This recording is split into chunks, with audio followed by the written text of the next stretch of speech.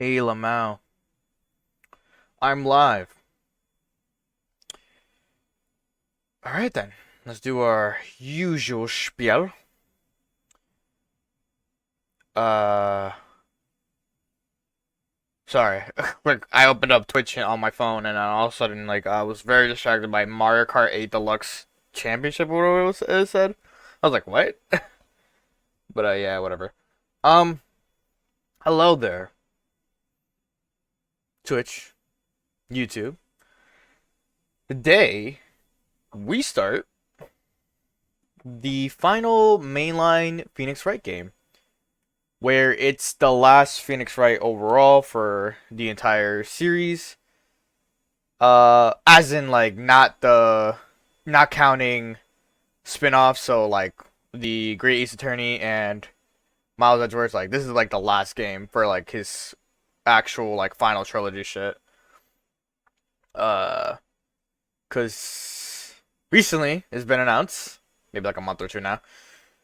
Literally after finishing, I think the Miles Edgeworth game, like a month after that, it was just like, hey, we're bringing back like Miles Edgeworth. This is now exclusively coming to the United States. It wasn't. It was a Japan exclusive. And it's like, that's crazy.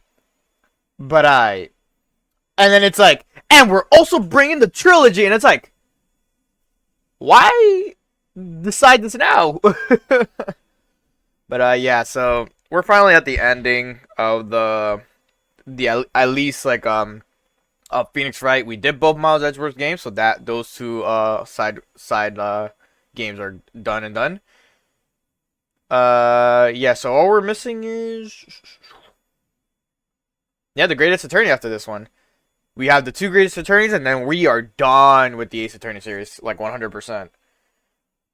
It's been a trip, really. I feel like I will be able to finish the like by like for sure before December, I think. The problem that I have, right, personally speaking, is that I'm just like, I don't even know what I'm gonna do after Phoenix Wright, you know? I'm just like, oh man, what am I gonna do after Phoenix Wright? Let me just change screens right here. Perfect. Yep, here it is, Spirit of Justice.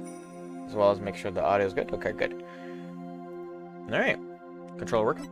Yep. So I went through some option settings just to like make sure everything's good. But let's just jump right in. On the western edge of the Far East. We got subtitles. I don't know if there were subtitles last time. Lies a peaceful country of spirit mediums and mystery. The kingdom of Kurain.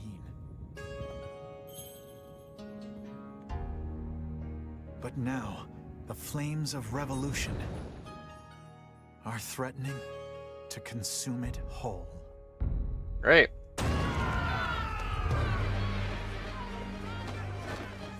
But things like revolt and revolution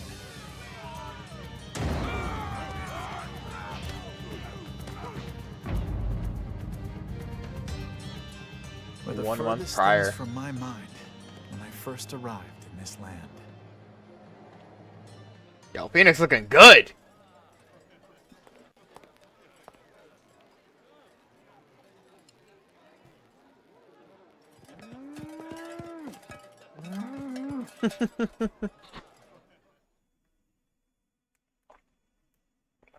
The foreign turnabout. So, real quick. We got like, let's see here. So we have this one, right? It's a trial. Then after this one is magical turnabout, which is 2 parts as well. So I don't know if I'm gonna go. Oh fuck! Even after death, the soul lives on in the Twilight realm. Twilight. And priestesses can commune with the spirits of the dead. That is true. Fear not death. In the name of the Holy Mother. Kurain. Fear only the impurities of your soul.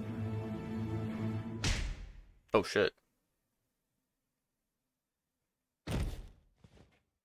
He's dead! Oh, what's up, dog? Display it on my soul.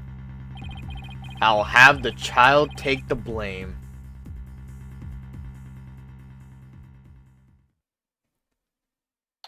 Can I, like, speak for a second? Alright. So. Here we have it. We got the foreign turnabout, which is, whatchamacallit? Which is this one. And then the next one is the magical turnabout, which is investigation and trial. So, I want to see how I want to space this out. I don't know if I want to do all three of them today, because if I do the Wright of turnabout when it comes up, it's a 5-parter. So that seems like it's going to be long. Then Storyteller's 2 parts, only trial. And then Turnabout Revolution. It is a 5 fucking parter. No, I lied. Oh my god, it's not a 5-part. It's a whole 8 parts. Dog, what is that one about? Well, anyways, yeah. For Turnabout Revolution, there's Investigation Day 1, Trial Day 1, Investigation Day 2, Part 1, 2, 3. Trial Day 2, Part 1, 2, 3. What? Whatever. So that's going to be a kind of a me needing to figure out the situation there. But for this one, I'm not too sure how long I'm going to go for it. We'll see how this kind of spaces out a bit. And then next week, or not next week, after we're done with this, I want to figure out what happens for Magical Turnabout and see how I feel about it. But let's just jump right in. April 23rd, 4:26 p.m. Kingdom of Kurayan. I don't know if I said that right. I forgot how he pronounced it. Oh, I'm finally here. So this is the Kingdom of Kurayan, huh? What a long trip. I wonder how many hours I was in the air. But just look at this place. Get a load of the street. It really feels like I'm in another world here. Weird. It's nice and pretty. And that gorgeous temple. Read that that's the center of town.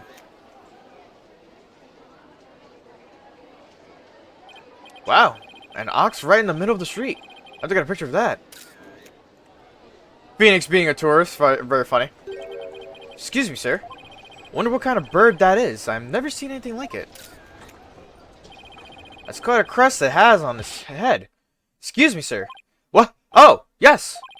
Pardon me, but are you Mr. Wright? Yes, that's right. Oops. Hope he hasn't been trying to get my attention all this time. Wait a minute. Are you... That's right. How do you pronounce your name, dog? I'll be your guide. I'll be your guide. Funny, Capcom, funny. I'll be your guide. At your service. Albie, what's up, Albie? I'm a monk in training at Temple. Capcom. We could have tried a little bit harder there. No? Okay. I'll be your guide around town. Ooh. Domain expansion. He just fucking comes out of nowhere with that shit, and Phoenix is like, what? It's very nice to meet you. Happy? Happy? What now? Happy. That's how we greet people here in Kurayan. It's like hello, or how do you do? It's a pretty handy expression to know. Okay, let me give it a try. Hello, I'm Phoenix Wright. Happy Karaki. My name is Phoenix Wright, and I run a small law office. Well, that's what I do back home anyway. Right now, I'm just a traveler, a stranger in a strange land. Just some little Phoenix lore. Little ponytail up. Welcome to our country. Welcome to the Kingdom of Kurayan, land of the spirit mediums and mystery. This is for you, to celebrate your arrival. Speaking of mystery, what is this mysterious green lump exactly? Let me explain. This is the famous Kurayanese sweet bun. It's called a Magatamen or a soul bun. It's shaped like a Magatama. It's so yummy, it'll send your soul right to the Twilight Realm. That doesn't exactly make me eager to try it. Thanks. Think I'll indulge later. Domain expansion. That will be 20 damas. Thank you for your patronage. I have to pay? I always have plenty of those on hand, so just let me know if you ever want any more. Oh. No wonder his bag looks so heavy. It's stuffed with all the tools of his trade. Oops, almost forgot to tell you something really important. It's about Miss Maya. Maya Fey? She can't come see you for a few days yet. Yeah. When I called her from the airport, she says she was still training up in the mountains. Told her that I'd wait for her here. Either way, I was glad to hear she's in good spirits. Maya Fey.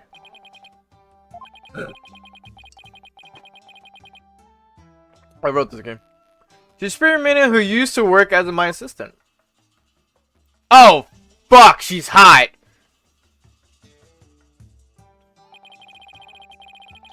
I came all the way out here to celebrate the end of the... I barely saw her. The end of her aesthetic? Or aesthetic? I don't know if that's... I don't know. Aesthetic would be a T at the, after the S. Aesthetic training with her? This is my first time in this country, so I'll be counting on you, okay? You got it, sir. Please don't hesitate if you need anything at all. Maya was right when she told me I could leave everything in your capable hands. He has a missing tooth. Ah, sucks. She said that? That sure was nice of her. I had a chance to show Miss Maya around a little bit, too. If there's one person Maya was worried about, it's me. Because we both know trouble likes to follow you wherever you go, she said. Huh. That girl worries too much. But you sure came early to the party, Mr. Wright, sir. I mean, Miss Maya won't be done with her training for another 2 weeks. Ugh, I hate to admit it, but I came early because I was worried about her, too. Oh, well, you know... Thought I'd get in a little sightseeing first. Oh, sightseeing? Well, I'm your man for that. I'll show you all the best sights this country has to offer. Thanks. That would be great. I guess Albie takes his job very seriously. Well, what are we waiting for? Those sights aren't going to see themselves. Yikes, you don't have to shove. First stop, Temple. Right there in the center of town. There's something there I really want to show you. Alright, let's go.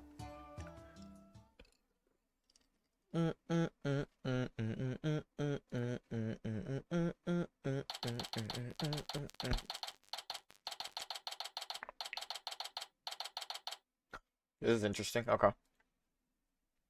Temple Plaza. Wow, it's even more impressive up close. Allow me to explain. This is the heart of our town, Temple. It was created by the founder of the Kudaism,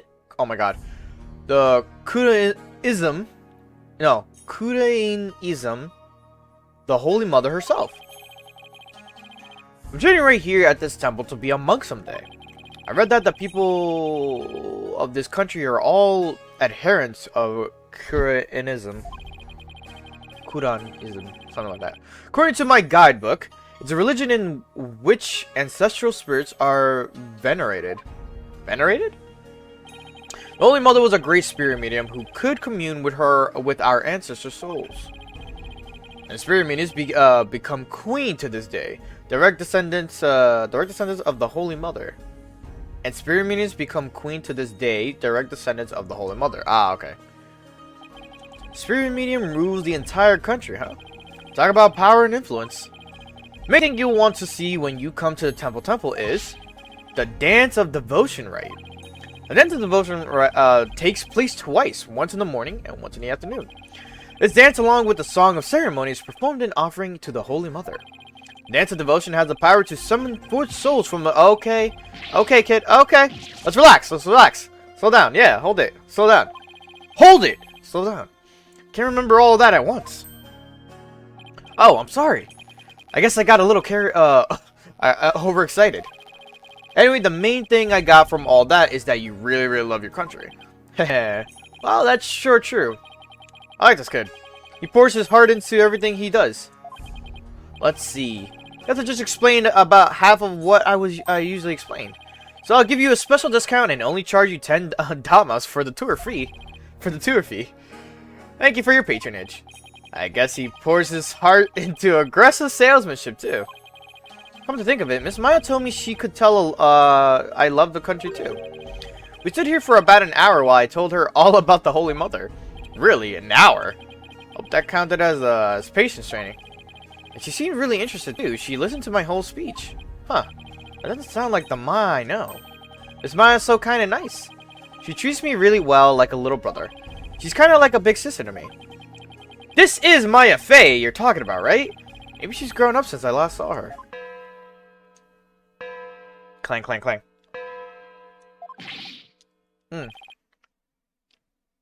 Oh no! What's wrong? What's the matter? Is that time already? We have to hurry into the temple right away. But first, let me give you this lyrics card for the Song of Ceremony I told you about. There's an English translation of the lyrics there too, so give it a read, okay? Let's go. But why the big rush? If we don't hurry, we will miss the beginning of her benevolence's dance of devotion. Her benevolence.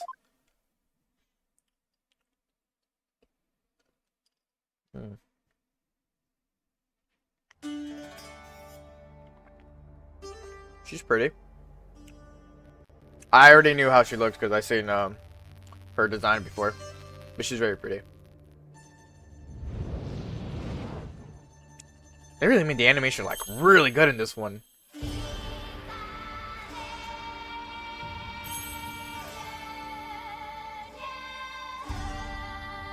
I could tell they really wanted to work on animating Phoenix Wright shit just from this cutscene alone.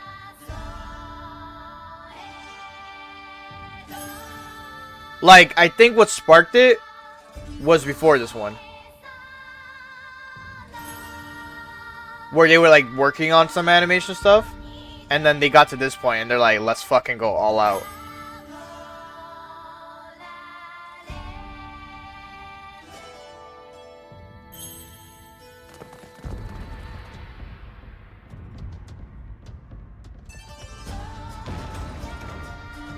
They broke through the door like that?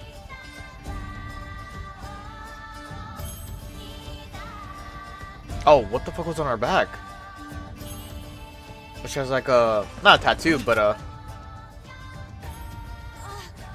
be your guide. You're under arrest for treason. Shouldn't you guys not do this during the devotion thing? Isn't that like bad omen?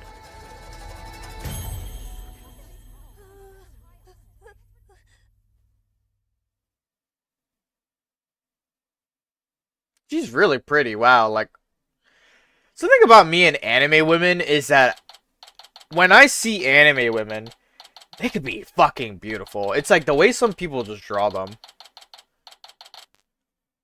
April 24th. Oh yeah, High Court of Korean. Q's lobby. Let me in. Why won't you let me in? Cause you're a foreigner. What business could you have with this court? I told you, my friend isn't on trial in there. The police raided the temple in the middle of the dance performance yesterday and arrested Albie on suspicion of treason. I was worried about Albie, so I just had to come see his trial. Trial isn't a tourist attraction, so clear off. You want a picture for your scrapbook? Take one of me and get out of here. Look, you got it all wrong. Just great. Well, I guess there's only one thing to do. Tama Malloy. Tama Koreanese. What is the right choice is the question.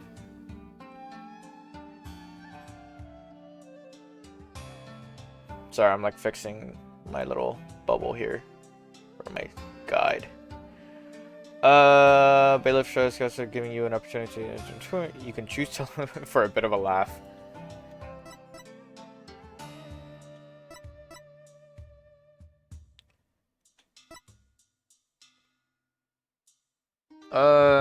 Yeah, I'll do the joke. Actually, I used to be Koreanese. What? I lived here when I was little. Oh, really? What town are you from? Oh, well, gulp. It was a tiny village called Phoenix Laya. There's no such place. Did you really expect to get away with a bare-faced lie like that? Busted. Well, I guess that means there's only one thing left to say. Yes, I'm a foreigner, but I'm not your average foreigner. What? I'm actually a lawyer. Back at home, anyway. What? A lawyer? I can't. That's not possible. What's he so shocked about? Well, whatever. Now's my chance. Nothing wrong with a lawyer entering the courtroom, right? Wait, get back here, you!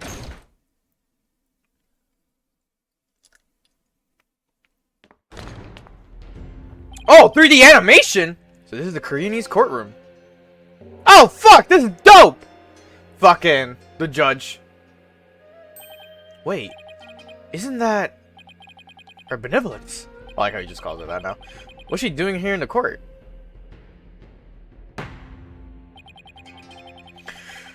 The divination seance has been performed.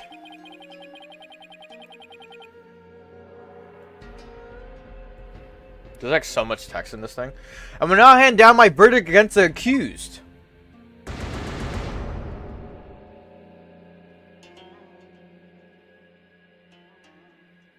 What? A verdict already? But the trial only just started. You're guilty? There's gotta be some kind of mistake. Please take another look. Seances performed by Princess Wright are infallible. They show only the truth. What right do you have to question her abilities? But I didn't... Alright. Isn't it ironic that you, a devout adherent of Curanism, would dare doubt her insight? Non-believers will only be met with suffering in the Twilight Realm, you know? Why are you here? But I didn't do it! Your benevolence, allow me to explain, I beg of you! Be silent. Howdy, howdy, hello. WD Grand. How you doing? Thanks for dropping by. Be silent, you impudent whelp. There is no merit to be had in indulging the ramblings born of a criminal's unclean soul. But what in the world is going on here? The judge made his ruling based on something called a divination seance. What is Albie's attorney doing? There's no attorney. Your Honor, you you wasn't even there. Wait a minute, where is Albie's attorney? Why is this happening? I didn't do anything wrong. Foolish child. Doubting the divination, I'm probably pronouncing this wrong. Divination seance is, tantamount to doubting the Holy Mother herself.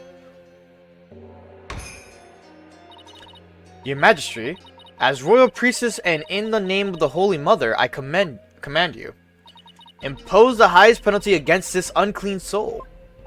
As you command, so shall it be done, your benevolence. May your holiness grant us her divine favor. Your Dahara Kurayan. That's her name.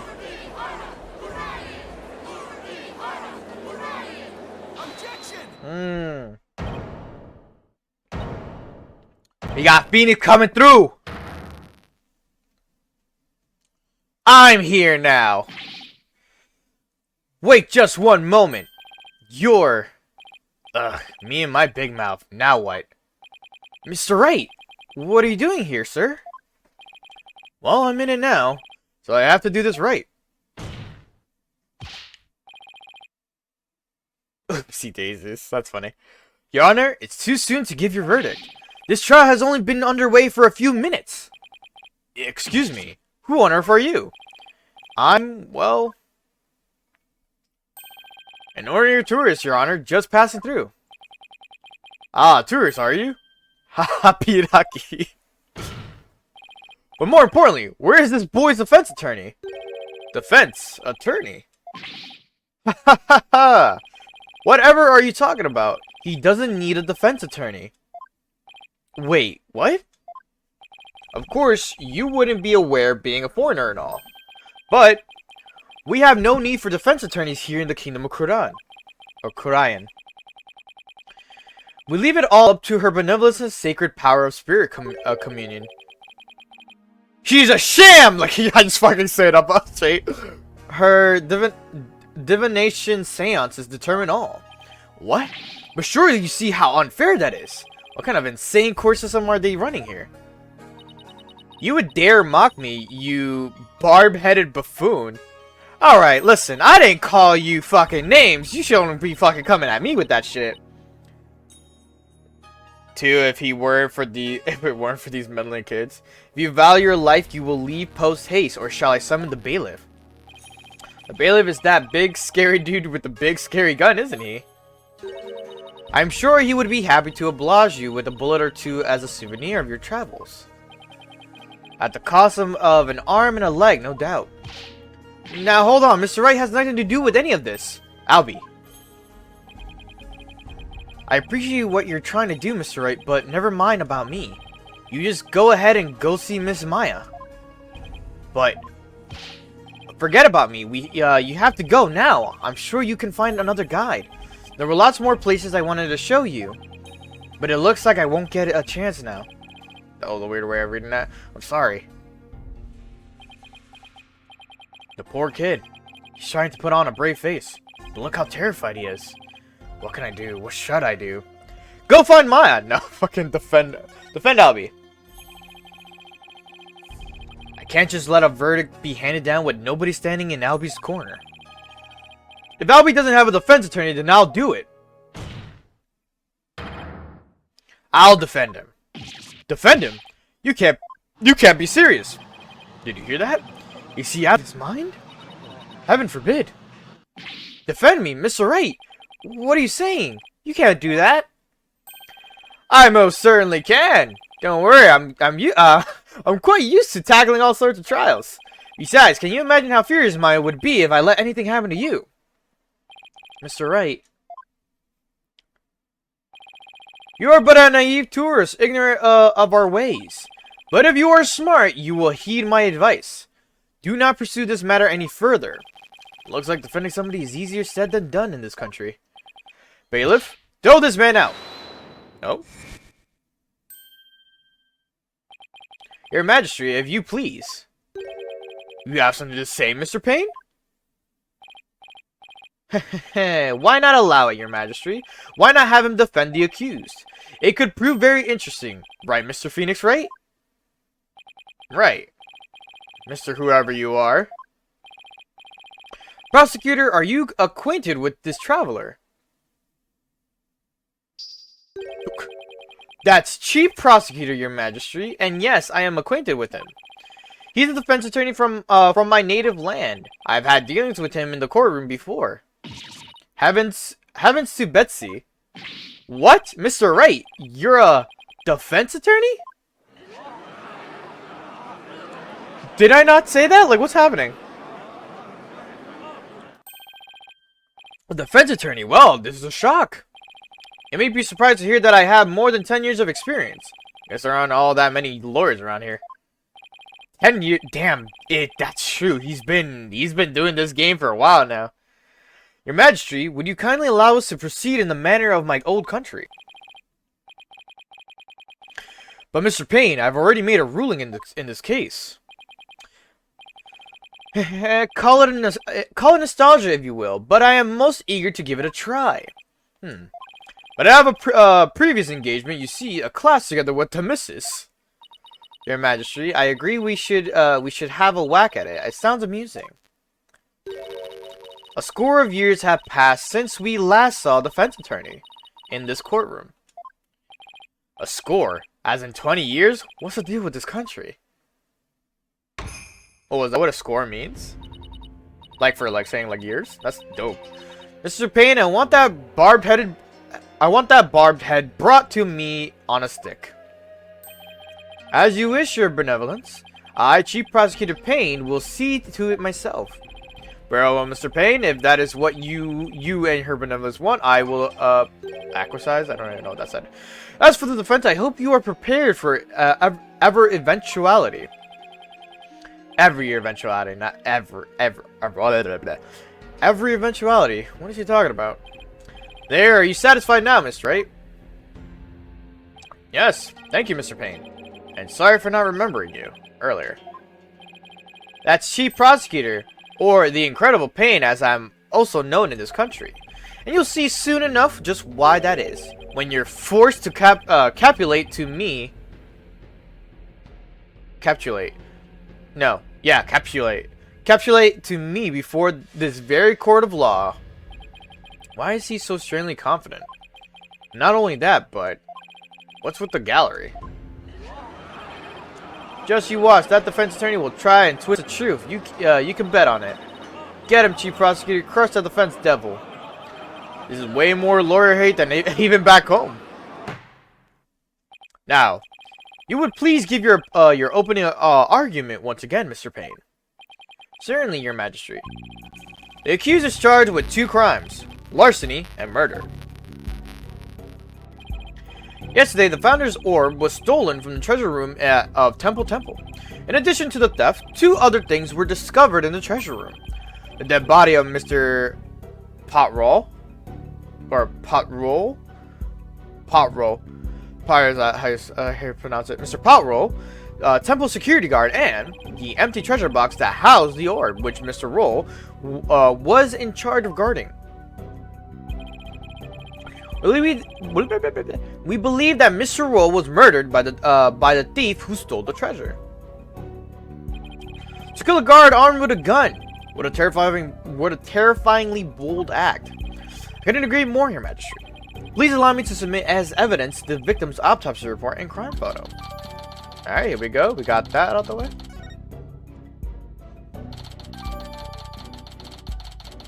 Get this added to our little list. Perfect. It's been a long time since we had evidence presented in court as well. Kind of refreshing, actually. We may rely on the power of the seances, but our police still carry out investigations. Thus, any proof I provide is indisputable. Oh, really? Well, forgive me if I don't just take your word for it. I can check the evidence out myself by looking at them in the court record. Yep. We can check here. We got our badge. My all-important badge. Proof of my profession. A song about the Founder's Orb sung during the Dance of Devotion. Includes the English translation. When Dragon and Tiger battle, the Founder offers divine protection. When the butterfly embraces the Midama, the favor of the orb is bestowed. Time of death is around noon. His head shows signs of being hit with a blunt object. The temple's treasure room. The body was discovered at the base of the stairs to the altar.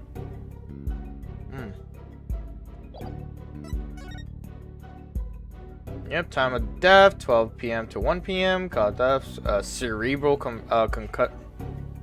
contusion from the head injury. Okay. Alright, we got our boy I'll be your guide, age 9. Fucking gasping pain, 56. Though what he's doing here as current chief prosecutor is beyond me. And Potroll. The victim in this case, he guarded the treasure room treasure and was killed by the thief who stole it. 32. Young. Died young. Alright. We'll see just how thorough you and your police were, Mr. Payne. Such a deplorable crime. The audacity of stealing the secret treasure of Her Holiness, our founding mother. It's a crime that strikes at the very heart of our nation. Exactly, Your Majesty. You mustn't let the culprit get away with these heinous crimes. Also, real quick. Whoop, nothing. Can I mess with some options real quick? Oh, this is what I wanted. Put that music up. Here you go. So that way I could just kind of skip through things a little bit. And then just do confirm. Yeah.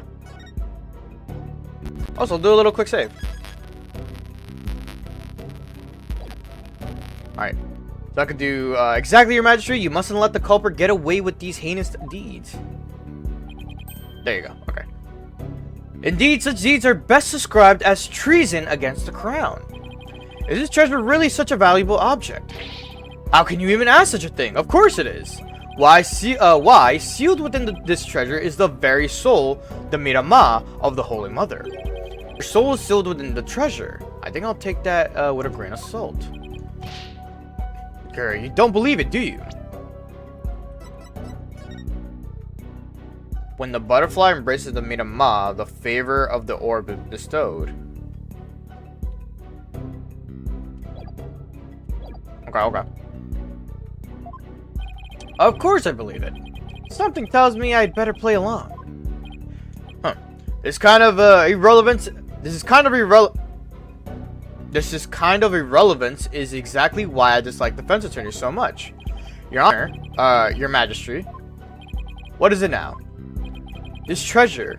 I've never seen it, so it's a little hard for me to imagine. Could I see a photo of it or something? Of all the outlandish requests, you defense attorneys are truly beyond the pale. He's been getting awfully angry with me. And are those veins popping out of his forehead? Oh, I can just press A to skip this. It's forbidden for anyone outside of the royal family to view the treasure itself. They say that anyone without the proper spiritual power would be blinded instantly. That is why the average person has never seen the treasure, Mr. Wright. I guess there are national treasures that are off limits to the public back home too. For the benefit of the shamelessly uninformed defense, let me share this newspaper article. Okay. It includes photos taken for about 8 years ago when the treasure was unearthed. These are the only public photos of the outer box in existence. What's more, the treasure box only leaves the temple's treasure room but once a year. Quick question. Why is there one guard? Like, what? If it's so, like, special, make it be, like, secured. For a special New Year's rite that takes place at the palace. Therefore, this treasure box has only ever been seen by a handful of people. Copy. And here's just been a string of thefts lately of the historic artifacts from the temple.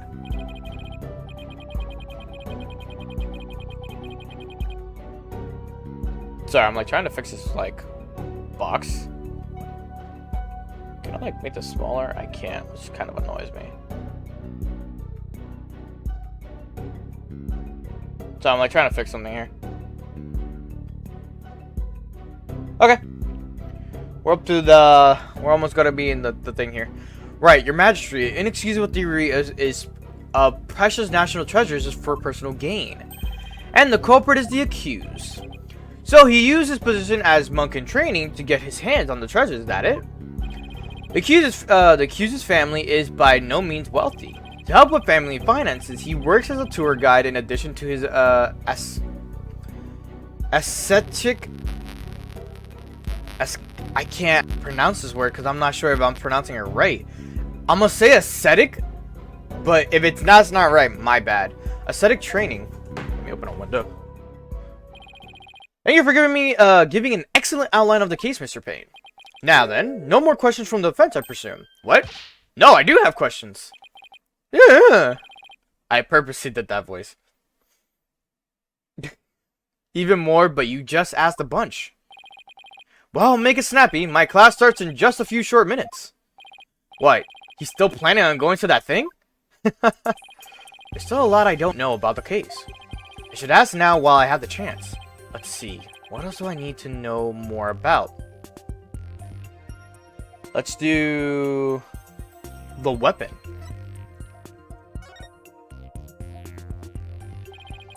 Is this the thinking song? Mr. Payne, what was the murder weapon? The murder weapon was the treasure box itself. The empty treasure box left at the scene had a large bloodstain on it. How utterly reprehensible, using the sacred treasure box for murder.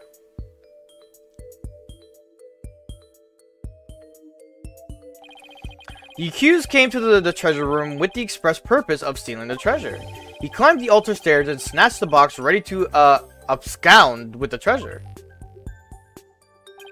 But he was discovered by Mr. Roll, who had come to the room in the course of his rounds. Again, why isn't this heavily guarded if it's such a massive fucking thing? After walloping Mr. Roll on the head with the treasure box, the accused forced the bloodied housing open and made off with the treasure inside.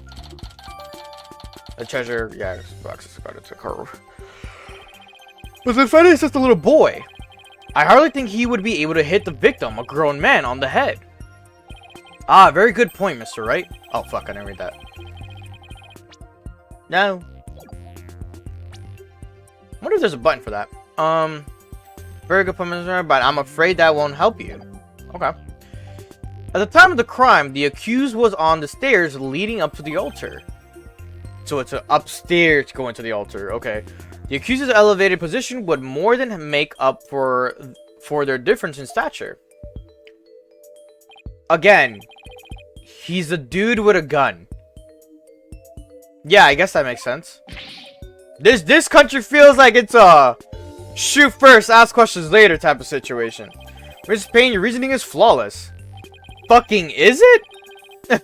What another argument. Hats off to you, Chief Prosecutor. Your title is obviously well earned. Well, the accused's guilt is certainly conclusive. Unless there's anything else, I am ready to announce my verdict. Very well, in that case. Just one moment, Your Majesty. Well, in that case, I find the accused. Don't you think you're rushing the verdict just a little bit? I told you I have a... oh my god. Ah, I'm late. I'm already started... Give me a second here. Don't you think you're rushing the verdict a little bit? I told you I had plans to attend to, and... Ah! It's late! It's already started. How did the time fly by so fast? He's still stuck on that. We haven't heard the defendant's side of the story yet. Your Majesty, the defense asserts its right to cross-examine the defendant. Where's my boy? Huh? Did I say something funny? Cross-examine the... What do you mean by that? What? What do you mean, what do I mean? Fucking same. I felt that. What do you mean, what do I mean? I seem to have some dim recollection of the process, but I can't quite recall. And little wonder, a so-called defendant hasn't been questioned in over 20 years. Should I even be surprised anymore? Anyway, I demand we let the defendant or the accused tell his side of the story. Is that really necessary? Of course it's necessary, Your Majesty. What harm could it do? I say we allow the boy to speak, Your Majesty. Though I doubt he'll have anything of relevance to say. You fucking snarky little shit. How many times you gotta get beat as a fucking tutorial boss? Oh, how kind of you. Your royal painness. My controller desynced if you're wondering what happened. Very well, as long as it's okay with you, Mr. Payne. Any, like, slight movement, my controller just decides to shut off. I'm already, hopelessly late for my class anyway. In that case, the prosecution calls the accused back to the witness stand. Oh, but before we do, I'd better call my wife and apologize for missing that class. Any objections? Go for it, Your Majesty. He's like, listen, I'd rather you not be in trouble with the wife at this point. Trying to help you out as much as I can. Accused, state your name and occupation again, if you would. I'll be your grade. I'll be your guide. I'm in training to be a monk, and I'm a tour guide too. Why me? Now, where were we? Cross-examining the defendant, Your Honor, Your Majesty. I have to get used to that. Fucking Phoenix got used to that quick. Right. Let's do that then. At the defense attorney's insistence, I might add. He sounds a little dispirited. His wife must have given him a piece of her mind. He's like, damn, the wife is unhappy. Well, the defense had better get to it and make it quick, if you please. The defense. Mr. Wright, I didn't know you were a lawyer. Well, I am, and I'm here to defend you, Albie. Don't worry. All you have to do is tell the truth, and you'll be alright. You tricked me. What? If I knew you were a lawyer, I wouldn't have given you that tour. Get back the Magataman I gave you yesterday. Albie, what's gotten into you? Don't talk to me. You disgust me. Now even Albie's against me. But why? Hehehe, this must be a new experience for you, Mr. Wright. Being loathed by a client. Now then, accused. Oh, fuck. Let's have my mouse nearby. Now then, accused, please give the court your testimony. The incident occurred around noon. During the break between the morning and afternoon dances of devotion, or divination, I want you to tell the court what you were doing around that time. Alright.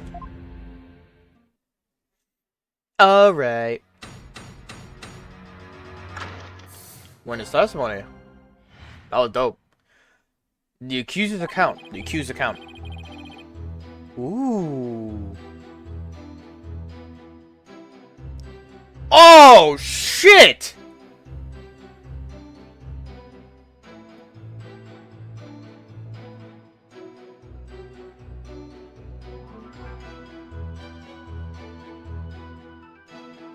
Sorry, I'm like fucking into the song. I didn't kill Mr. Roll and I didn't steal the treasure. I'm not allowed to go anywhere near the treasure room. I've never even seen the treasure box with the green Kuranese butterfly on it. When the incident happened, I was in the hallway planning out my tour route. Were you well acquainted with the victim? Yes, he used to chat with me whenever we ran into each other in the temple. Mr. Roll was a monk in training when he was a kid too, you know? Bet Albie looked up to him. But he had to give that up and go to work when his family needed money. That's why he became a guard, but at least that way he could still stay on at the temple. He was so proud when he was put in charge of guarding the treasure box. He even got to carry the box to the palace for the New Year's rite. The victim's parents apparently both died relatively young. So Mr. Roll had to support his younger brothers and sisters as well. But even with his job as a security guard, I'm sure things couldn't have been easy for him. Damn, that's a fucked up situation they have now. Their parents are dead. Their oldest brother, who was supporting them in this whole situation, gave up his dream to be a monk. Literally fucking just... He's like, don't worry, at least I can work at the temple. I'm happy with all this. I get to guard this thing. Let's go. And then it's just like... That family is fucked. That shit... That whole situation plummeted into their whole, like, lifestyle. Some of the circumstances in Albie's were very similar. Mr. Roll encouraged me to never give up. Albie, you train hard and make sure you become a monk one day. Don't end up like me, he'd say. He was always cheering me on in my training and in my tour guide business too. Why in the world would I kill a nice man like that? Yes, I see. You express yourself well. Defense, now that you've heard the accuser's account, are you finally satisfied? If so, let's draw the He's so fast to go to this. Draw this to an expeditious conclusion. But your majesty, I haven't even cross-examined the defendant yet. That wasn't the end of it. It's been so long I don't rightly recall that this cross-examination thing is all about. A judge who doesn't know what a cross-examination is. What fresh hell is this? Really do wish I could remember how it works. Should I give the judge a refresher on their cross-examination? Might as well. I guess I better or we'll never get anywhere. Your Majesty, please allow me to explain a procedure. First, we lawyers listen carefully to the witness's testimony. Then we touch present R to open the court record and examine the evidence. And why would you do that? To find and present X any evidence that's inconsistent with the statements given.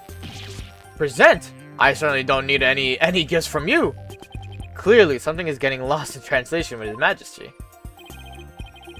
The point is, it's possible that a statement could contain a lie or a mistake. But what do you do if you can't find any inconsistencies in the witness testimony?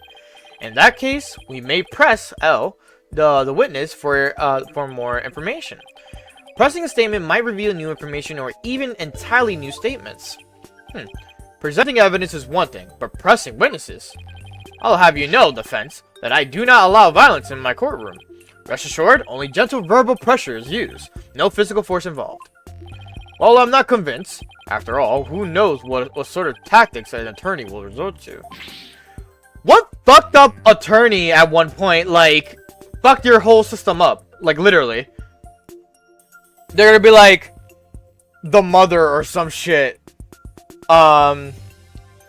She's the one who caused, you know, she was accused by the defense attorney, and we had to get rid of her, and then later finding out she was innocent. It's like, fuck off. One false move and I'll call the bailiff. Yeah, something definitely getting lost in something definitely getting lost in there. For now, I should just focus on all of my energy on questioning Albie, comparing the statements with the information in the court record. Someone's making a barbecue. I smell it coming out through my window. Ooh. Alright, what's the song? Wonder what the song is. Oh, it's the same song, yeah. It's this one.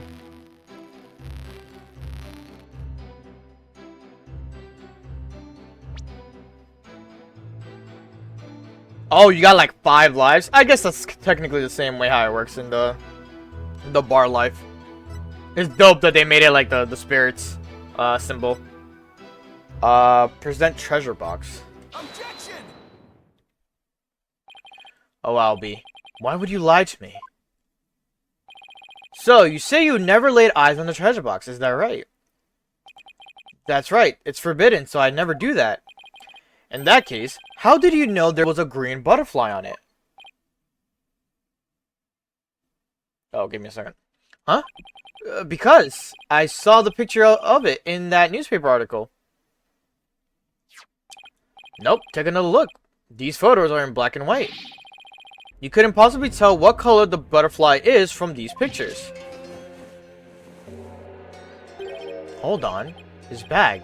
Did it just move? Polkanka. I beg your pardon? Polkanka is a word in Koreanese that people use when they're surprised. You just exposed a lie, so this is the power of a cross-examination, is it? I should be the one shocked here by your shocking lack of understanding. But just a moment. If the accused was lying, then that just makes him more suspicious than ever. Ugh, and this just makes things worse for me than ever. Albie, are you hiding something? Please give only true statements. I can't help you if you don't tell the truth. Darn, I just can't seem to get him to open up to me. Double Q's, you have seen the treasure box with your own eyes after all, haven't you? Well, maybe I did take a peek one time a long time ago when I was cleaning the treasure room. But you weren't in the treasure room at the time of the incident, right? Of course I wasn't. He hesitated, he just goes like that. That's a lie. You were most definitely inside the treasure room on the day of the incident. And I have proof. He does?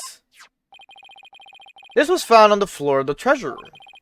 It's a scroll entitled Notice and contains a list of temple monk duties. These instructions pertain to the day of the incident. And what exactly is that supposed to prove? The accused fingerprints were found on the scroll. What? Oh no! Where is it? It's not here. I must have dropped it somewhere. Indeed, you must have dropped it when you were busy murdering the victim. That bag is big. How did it not come out when he was like shuffling around? No. That means Albie was there on the day of the incident. Ha ha ha. So, this is the power of cross-examination. The more the accused talks, the guiltier he points himself. Yes, it would seem so, your majesty. Predicted my argument and had evidence ready to refute it. How was any of that supposed to help the accused? See, I told you can't trust lawyers and their lies. Her benevolence already said the kid's guilty. Sounds like something. No, everything's going all wrong. Shahadu? What do I do? As I expected, this cross-examination session has served no purpose whatsoever. No, you're wrong. But armed as we are with her benevolence and insight, there's no reason to doubt his guilt. Ooh, we got some new thing coming up soon. Then I guess I'll have to poke holes in her insights of hers. By the way, this didn't prove to be very interesting at all, Mr. Payne. Nevertheless, I will now finally announce my verdict. Wait just one moment, your majesty. I haven't seen the divination seance for myself yet. As a defense, I have the right to check it. Is that really necessary? I have to get home and apologize to my wife. I guess she really did give him the business. Your majesty, I enthusiastically support having Mr. Wright see the seance. You do? And why is that, Mr. Payne? Don't you want to see it? See the lawyer being utterly crushed by the power of a seance? And then watch him tearfully beg for mercy? Well now, I'm sure it'll make up for not getting to go to that class with your wife. It certainly does sound worth seeing, and it'd give me a juicy tidbit to tell the missus. I've been reduced to a juicy tidbit. Well, for an interloper, fuck it. I imagine you do have to see it for yourself to be convinced. It's certainly unprecedented, but let's have the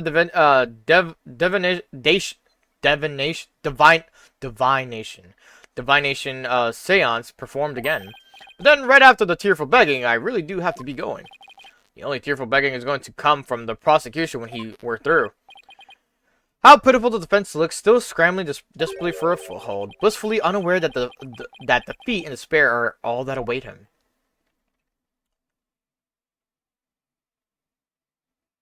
Here she is. Rafa. There she is, her benevolence.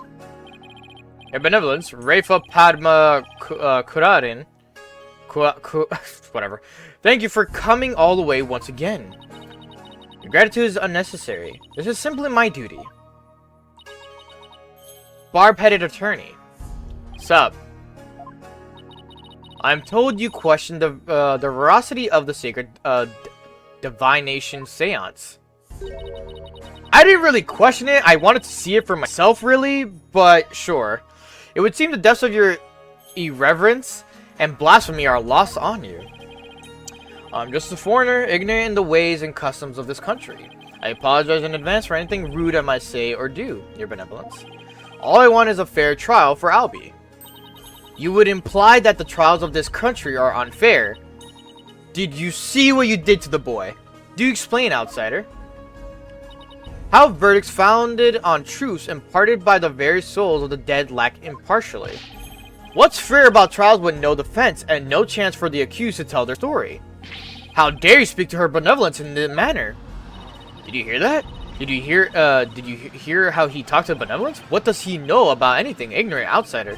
We won't stand for it. He must be punished. Yikes, looks like I really stuck my foot in it this time. Punish him! Punish him! Punish him! Punish him! Fucking... Silence, one and all! Is she standing up for me? Be not disquieted, my people. He merely expresses his opinion. Well, well, looks like her benevolence is going to be more reasonable than I thought. Attorneys are ghastly creatures, with souls stained black by brazen untruths. This is funny how we come from the previous game, mind you, the dark age of the law, and we finally get that shit out the way. Phoenix comes here, and it's like, what the fuck are we doing? Like, I just dealt with something for law already. The words of the lowly worms such as that are not worth troubling yourselves over. Smug little bitch. Alright, relax. Alright, I'll take that back.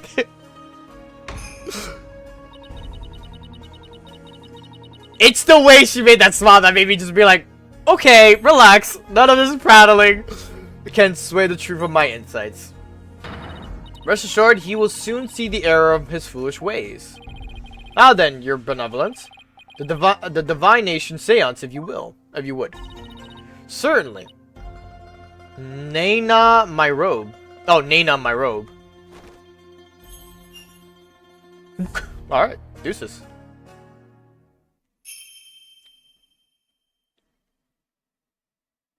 O Holy Mother, we hold this divination seance in your name. Fucking voice acting comes out of nowhere? Let's go! Domain expansion, though. Let the eyes of everyone here be clear, and our ears be unstopped. O dance of devotion, guide the victim's soul to me, so that we may receive their final memories in the pool of souls. That's dope. The fact that there's fucking voice acting during these type of fucking trials. You could skip this, that's funny. I gotta make sure I save after this because I'm scared it's gonna crash. This has been pretty smooth, but I'm just afraid nonetheless.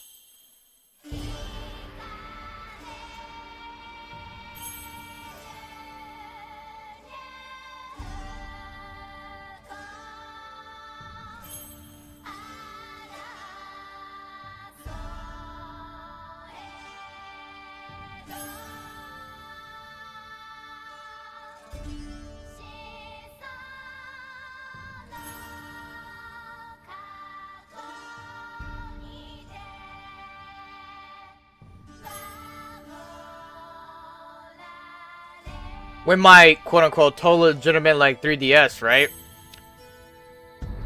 This shit is running really nicely. Hey. Hey.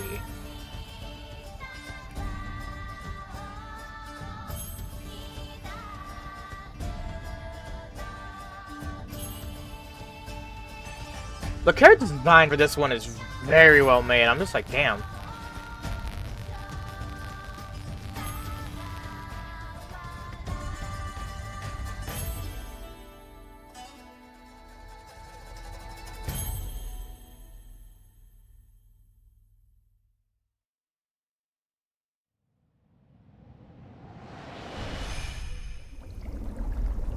Dope. That was dope. I wonder if she does the dance every time we have to go through this. Oh, what the fuck? Incense. Song of ceremony, boy's voice.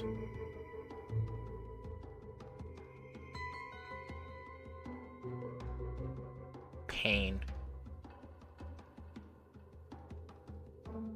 Oh, it's quick. That's very crazy. What just happened? An image appeared in the pool. A final message from the victim's soul, the last communication of his Minama. The Divine Nation Seance has revealed this to us. Our benevolence can use her power of spirit communion to project the victims of memories of the last few moments before their demise. So what we saw in the pool is what Mr. Roll actually experienced. In the victim's memories, we see the accused raising a weapon up above, over his head. This is consistent with the findings of the police investigation. There has to be some kind of mistake. I didn't do it. This looks bad for Albie. Really, really bad. Now do you see why I'm the incredible pain? More than I can express. But even if those really are the victim's last memories, what can I do with them? There it is. There's the face of a man being utterly crushed. You are terrible at realizing what people are feeling. Or like, reading the fucking expressions, I should say. Oh, how long I've waited to see it. Isn't it wonderfully gratifying, Your Majesty? Oh yes, very satisfying indeed. Now are you finally convinced, Traveler? The accused is most surely guilty. Am I really the only unbiased one here? Now then, I think we've been amused enough. If you give up now, I won't even invoke the defense if you give up now, I won't even invoke the Defense Copyability Act against you. You'd be free to slink back to your own country with your tail between your legs. The Defense I don't even know how to pronounce the word Copyability Act. What's that? What? You mean you honestly don't know? No. I literally came here like yesterday and met the kid. We were here for like maybe an hour or two, and then everything happened. What's with all the hubbub? Well. Not only is he a lying, black-hearted lawyer, he's also an imbecile. Your Majesty, I think you'd better explain the Defense Capability Act to him. Yes, I think I'd better. The Defense Capability Act, or DC Act, please just keep calling it DC Act, for short is as follows. The name of Her Eminence, those who would support criminals, will be deemed just as guilty. In other words, if you help the accused by defending him and he is found guilty, you will receive the same sentence as he. What kind of insane law is that? Under the DC Act, many an attorney has been convicted and met with a grim fate. Some went to prison, others received the death penalty. That's why there are so few in our country today who admit to being an attorney. Huh. That's as it should be. Who hurt you? Like, which lawyer hurt you? Deadass. The history of our courts proves that. Attorneys are black-souled creatures who will tell any lie to save the accused. Thus, attorneys deserve to be exterminated. Yada yada yada. I've never felt so much hostility coming at me from so many sides. What could have happened to make everyone feel this way? Literally! You fell right into my trap, Phoenix Wright. Your win streak against me and my brother ends today. With the Seance and the DC Act on my side, I'll finally get my revenge. So that's why he was so eager to have me defend Albie. Chased out and humiliated back home, fate brought me to the footholds of Kurayan. I thank my lucky stars that I'm chief prosecutor here now. Defense, now that if I rule that the accused is guilty, you will go to prison too. That explains Albie's reaction earlier.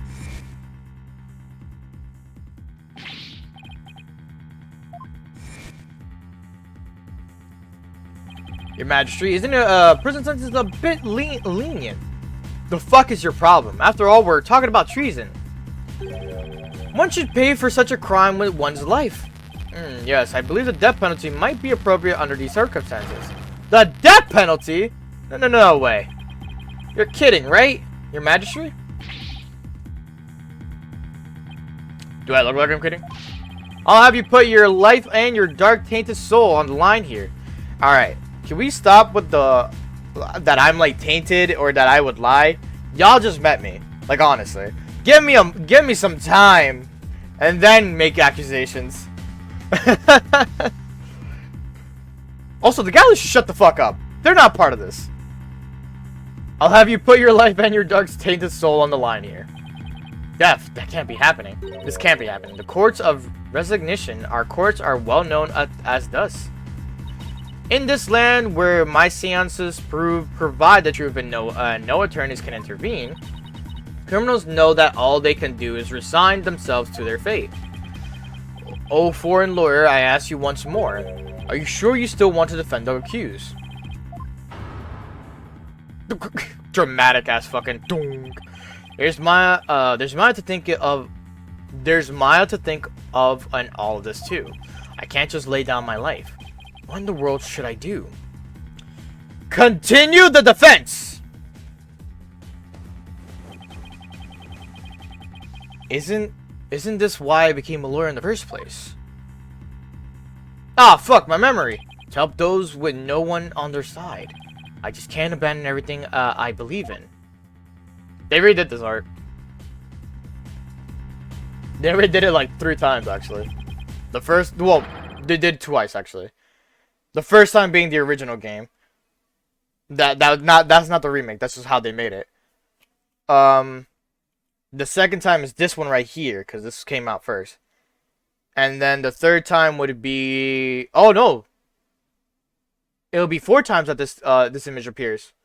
Because the third time would be the first trilogy. The fourth time would be the second trilogy that they have for this. Because this is included in that trilogy. That makes sense.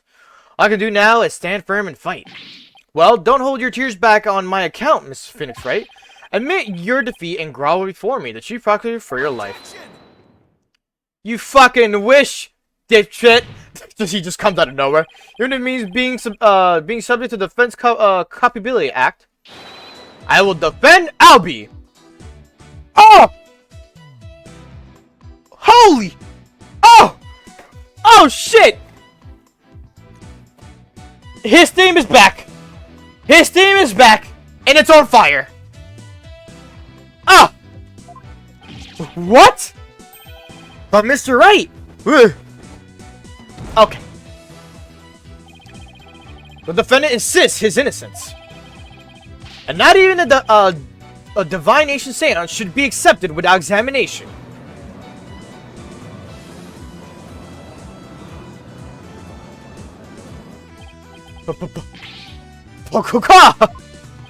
But if I'm found guilty, you'll get the death penalty too.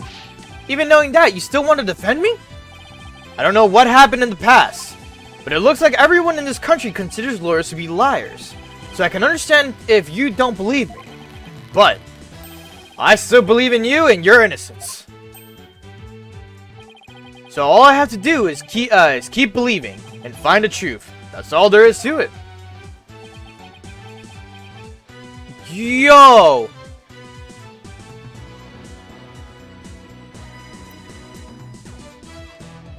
Oh! Oh! The way he repeated was sick! Barb-headed attorney, you continue to amuse me.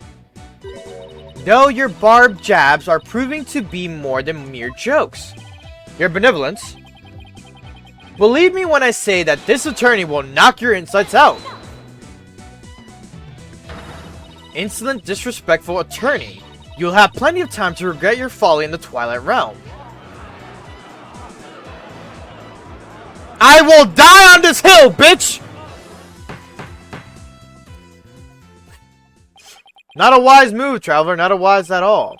Not wise at all. You should have taken the chance I offered to save your life. But you have made your choice. The Defense Culpability Act will be applied in this case. And with this verdict, you'll both soon be parting with your heads. Shut up. Shut up! The souls of the departed speak only the truth, and I but give their messages a voice. If you think my insights contain falsehood, I challenge you to prove it. With fucking honor. I'm fighting her now. I liked her at first, but now I'm just like, alright, me and you, we're fighting. We're fucking for real fighting. Something about her attitude started getting to me. I'm just like, alright, you need to fucking relax. The accused swung whatever he was holding down on the victim's head. With the pain, the victim's vision went dark. This is when he lost his life. Still, I can't believe it. A murder after the morning dance of devotion. Divination seance, whatever. Dance of devotion. No, that's right. I read that right. I was just fucking reading the other thing. These are the victim's experiences just before his death. As the victim's final memories, we can assume they aren't lies. So how do I break this down?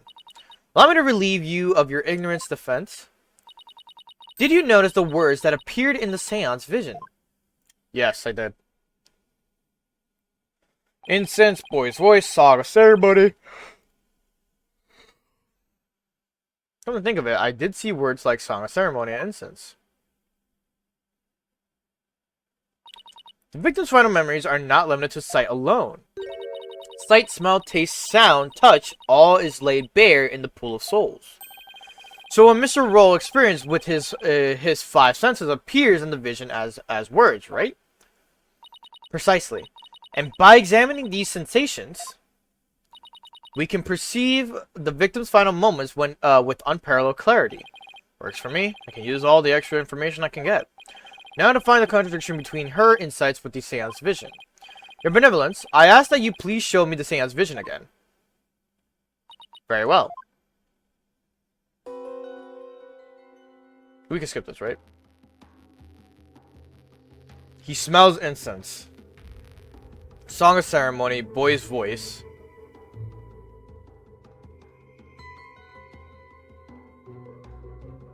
Pain. So, in that moment, he smelled incense. He heard the song of ceremony. The boy's voice, which is Albie. And then pain is his, well, what he sensed or what he felt at that, like, touch related. So what was missing was taste and, well, sight is there, obviously. But yeah, so sight is there. Just what was missing was taste, which makes sense. Wait a minute. Her benevolence said after the morning dance of devotion earlier, didn't she? Isn't there something off about that? So I'll use these arrows and to select the insight. I think it's off. Oh, okay.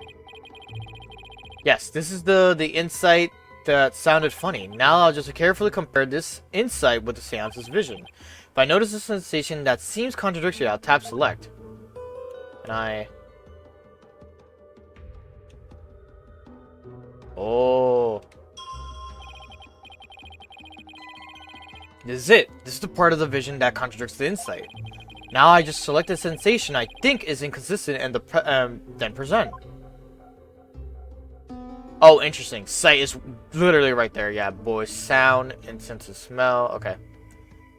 Sound, right? Select present song of ceremony. Yep. Objection! Boop, boo, doo, boop, boo. Okay. Wait just a moment. Yes. What is it, barb-headed?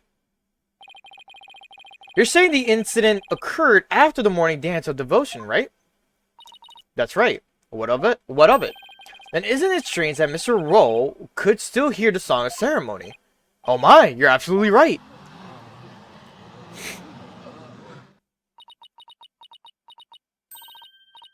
Is that all that troubles you?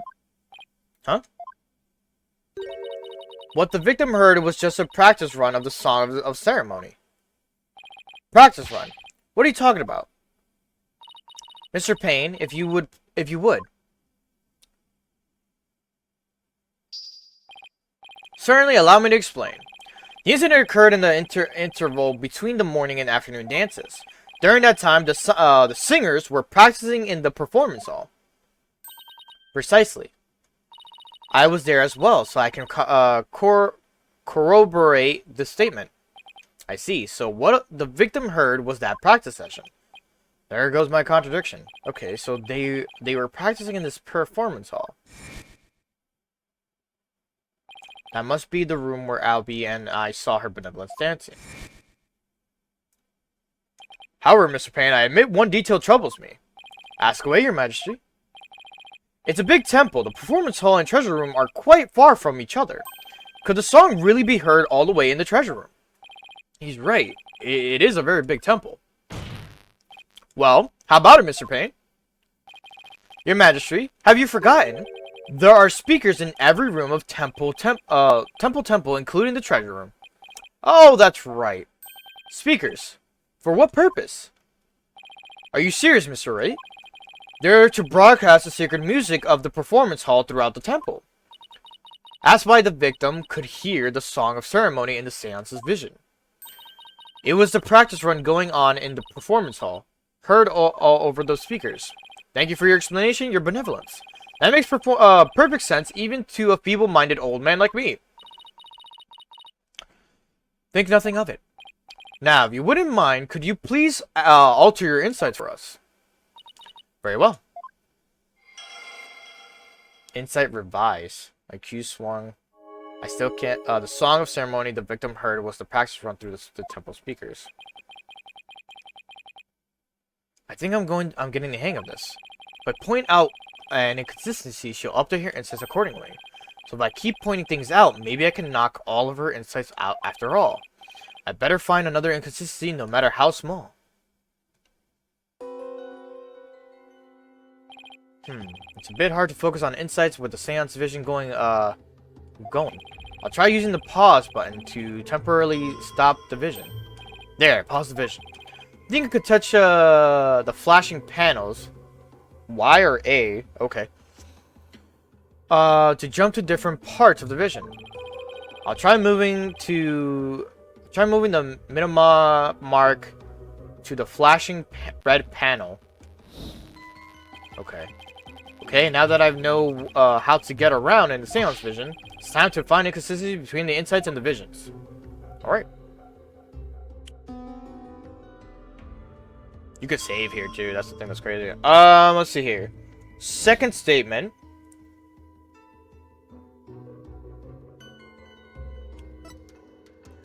With the pain, the victim's vision went dark. This is when he lost his life. Oh, fifth panel.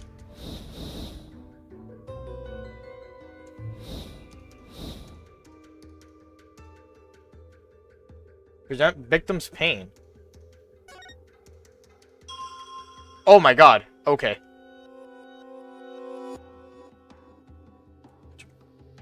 Oh. Objection! This is kind of hard. Good thing I'm using a guide. Alright, for third statement, present Song of Ceremony. Okay. You're saying the victim's field of vision went dark right after he was struck, correct? Of course, as anyone with eyes can see.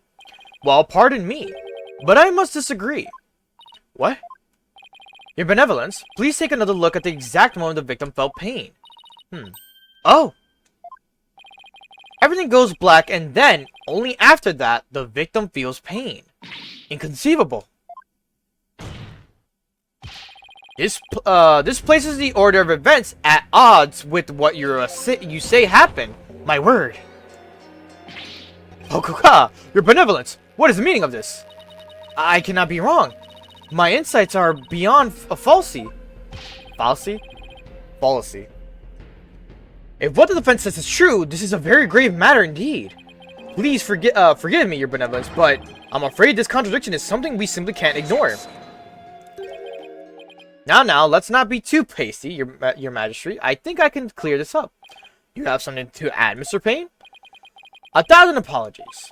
It seems the prosecution has failed to make one tiny thing clear, and that would be, on the day of the incident, there was a power outage, a blackout in one part of the temple. And as I recall, the crime scene was in that sector. How convenient. The power outage must be why the victim's field of vision went dark. I apologize for neglecting to tell the truth, or to tell the court this detail. I'm afraid it slipped my mind. Or rather, you knew all along and are only letting it slip now that it's convenient, Payne. Literally. How convenient. Power outage knocked out both the lights and the speakers. Oh, there was a blackout there, was there? That's already a contradiction, because the song ceremony was playing if you're saying the speakers ran out, you bitch! Wow, now that explains everything, does it not? What do you mean, your benevolence? Please share your thoughts with us, if you would. The blackout occurred when the accused and the victim were faced with one another. Fearing the victim would flee under the cover of darkness, the accused swiftly brought his weapon down on the victim's head. I see, that makes perfect sense, your benevolence. So the victim was struck after the lights went out. The depths of your insight is awe-inspiring, your benevolence. Give her a hand, everyone. Hey, I want to live long and prosper too. Enough applause. You flatter me. Now, your benevolence, in light of this new information, yes, of course, I will alter my insight. Alright, pause and go to the fifth one. Yep.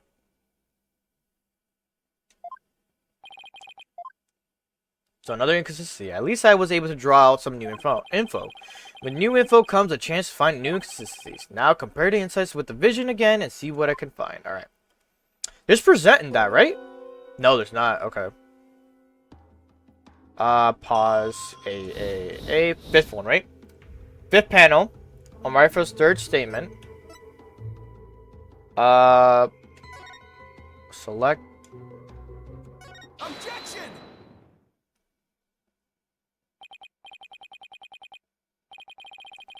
Yes, I finally found it. This is the gaping hole I've been looking for. Your benevolence, as impressive as your spirit communion power is, not infallible. You never know when to stop talking, do you? I hope you realize your words are an insult to all adherents of Curianism. Defense, watch what you say. If you don't mind that tongue of yours, you won't have one left in mind. To mind. It's certainly not my intention to insult spirit mediums. But, maybe I'm not the one who needs to learn when to stop talking. What malarkey. Fucking what a word. I believe you said a few moments ago that the victim could hear the song of ceremony thanks to the temple speakers. But then, how do you explain how the victim could still hear the song of ceremony even after the power went out? Oh. This contradiction of facts can only mean that the song of ceremony Mr. Roll heard was not coming from the speakers. What? Impossible! What are you saying? That the song he heard was coming directly from the performance hall? That's exactly what I'm saying. It's the only possible explanation. But the scene of the crime was nowhere near the performance hall. Right. The song couldn't make it all the way to the treasure room. Not unless... You mean to say... Yes, the treasure room was not the actual scene of the crime. It must have been somewhere else, somewhere close to the performance hall. What? You can't be serious! There's a glaring contradiction in the claims of her benevolence and the prosecution. Therefore, the defense insists that this case be thoroughly re-examined. What? No. This is completely unprecedented. An inconsistency in her benevolence's insights. Unbelievable. Heed not his forked tongue, your majesty. These are but the claims of a corrupt lawyer, a feeble ruse from a feeble mind. But But the contradiction revealed by the defense is undeniable. We can't just turn a blind eye to it. But the defense's assertion is, in the end, meaningless. Even if the location of the murder turned out to be different, it doesn't change what we've seen of the moment of the murder. Indeed, the accused is standing right there in front of the victim. Furthermore, the murder weapon remains raised above his head. My insights still stand. I hate to admit it, but she's right. The seance vision still makes the situation look really grim for Albie. I doubt even the defense can dream up an explanation as to why the accused had his hands up over his head. Well, this defense dares to dream of making it out of this nightmare alive. You what? You still insist on trying to tear down my insights, do you? You'd better be prepared to back up your claim. Remember what will happen to that tongue of yours if we find you are just wagging it. You also realize I'm gonna die if I fail to convict him innocent, right? So really, losing a tongue doesn't mean shit to me. Of course, I can back up my claim as soon as I think of something. You appear to be fully prepared, defense. As the embodiment of this court, I give you permission to try and prove your claim, as long as you're willing to stake your life on it. I concur, your majesty. Prepare the tongue shears. Chop chop. Chop chop chop. Yes, let's have the bailiff fetch them. I think I saw a suitable pair in the basement. Chop chop. Stop. Stop. I hear that lying lawyers have several tongues to spare. I'm sure he won't miss one. You little fucking bitch. Yeah, 'cause these people are actually serious. I'm rather attached to my tongue. Think, Phoenix, think! Other than to raise a weapon, why would Albie have held his hands up like that? The gun! Aha! So that's why. The reason the defendant had his hands up over his head can be explained by something in the crime photo. What explains why Albie had his hands raised above his head? The goon. Oh my god. As in the seance vision, I witnessed the defendant raise both of his hands over his head yesterday. You did? Where did you see such a thing? When the police had their guns trained on him as they made their arrest. Oh, are you saying? The victim was a security guard, and an armed one at that.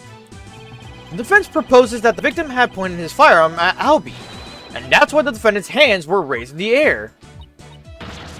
Polkanka! Polkanka. Oh fuck, she's on the ground!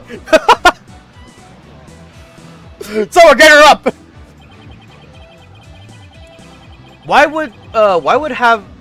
Who would have thought the seance vision could be interpreted that way? This is not possible. It can't be. Listen, if you could prove he was holding the weapon above his head, by all fucking means. You don't see what he has above him. Sorry, I move around too much, and I guess the wire flicked or whatever. Not bad for a total knockout. How dare the lawyer devil? He's not better than Trader Snake Dirk. Trader Snake Dirk. Who's that? No, I can't believe it. A contradiction in one of my insights. There has to be some kind of mistake. I won't accept it. That's right, you're benevolent. I won't accept it either. It goes against all we hold sacred. Throw him in jail immediately for less, magistrate. What?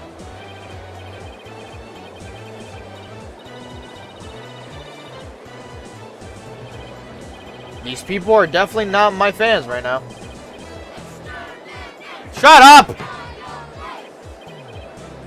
Peace! Give me peace! I said peace! Alright. Now everyone, please calm down. Is he? Your Majesty, please assign this black-hearted attorney a suitable punishment. You know, he's fair, though. He's very fair. No, I can't change him with least magistrate. What? I can't charge him with least magistrate. What? But why not, your Majesty? He was simply following the proper procedure for defending the accused. There's nothing unlawful about that. But your Majesty, don't you want to wrap this trial up quickly? Why not just give your verdict and then you can go home and make up with your wife? Make it up to your wife. We can't end the trial now, not when we just learned new information about this case. What? Your Majesty, not you too. You would honestly entertain the idea that my insight contained a contradiction? Truly, it is shocking. In the 20 plus years since the DC Act went into effect, such a thing has never occurred. To be honest, I didn't want to believe it either. But with his life on the line, the defense pointed out an inconsistency.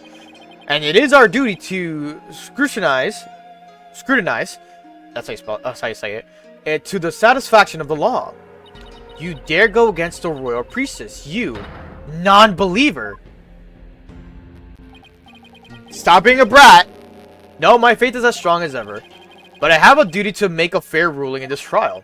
If you insist on interfering with that process, your benevolence, I'm afraid I must request your removal from this courtroom. Royal priestess or not. What? Law has power over you, bitch!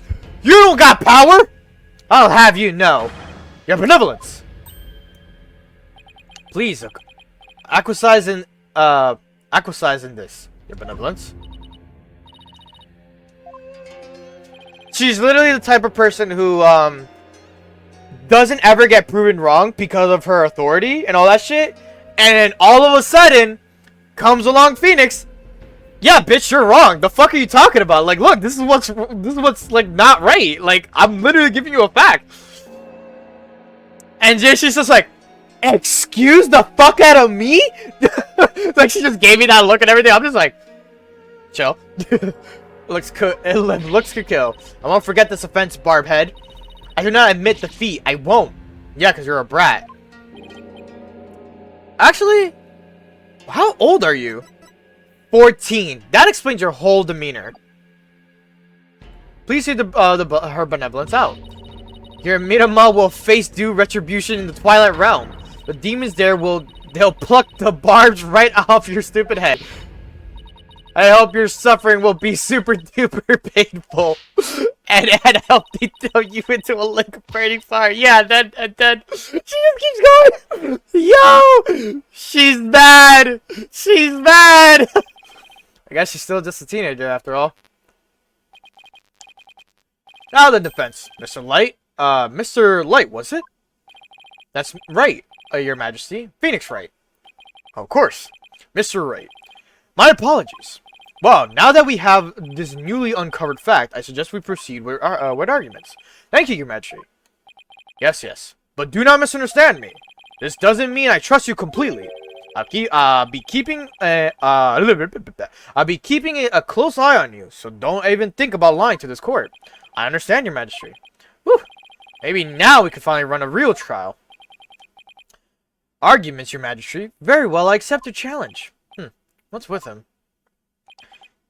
Oh, the look on your face, Mr. Wright. You are not good at reading faces. I'm just gonna let you know that right now. It's just too hilarious. What's so funny, Mr. Payne? The defense still doesn't get it. The truth he unearthed is going to bear him and his case instead. What do you mean by that, prosecutor? I told you, it's chief prosecutor. You're a fake chief prosecutor at that. Yes, because that's the point to focus on right now. Literally. The defense is digging its own grave. Consider this, Your Majesty. Why would the victim, a security guard, point a gun at the accused? Oh, indeed, because the accused was about to commit a theft. It's the only logical explanation. His smug ass, bro. I hate Payne, bro. I'm glad he's gonna appear again in the Great. I bet she's gonna appear again in the Great Ace Attorney just for the fucking meme. That does sound pretty logical, actually. It doesn't help the accused's situation at all. If anything, it makes him look even more guilty. Yes, I have to agree. Allow me to spell out this truth the defense didn't bother to think through. Mr. Rowe came across the accused just as he was trying to steal the treasure. The guard pointed his gun at the accused, and just when the power went out, the accused murdered the victim and hid his body in the treasure room. A hand truck for moving heavy treasure around is stored in the treasure room. The accused could have easily moved the body with that. And after all that hard work to knock down those insights, back to the old familiar corner once more. Mr. Wright, do you have a rebuttal? I'm drawing a total blank here. I hope you're ready to climb that scaffold.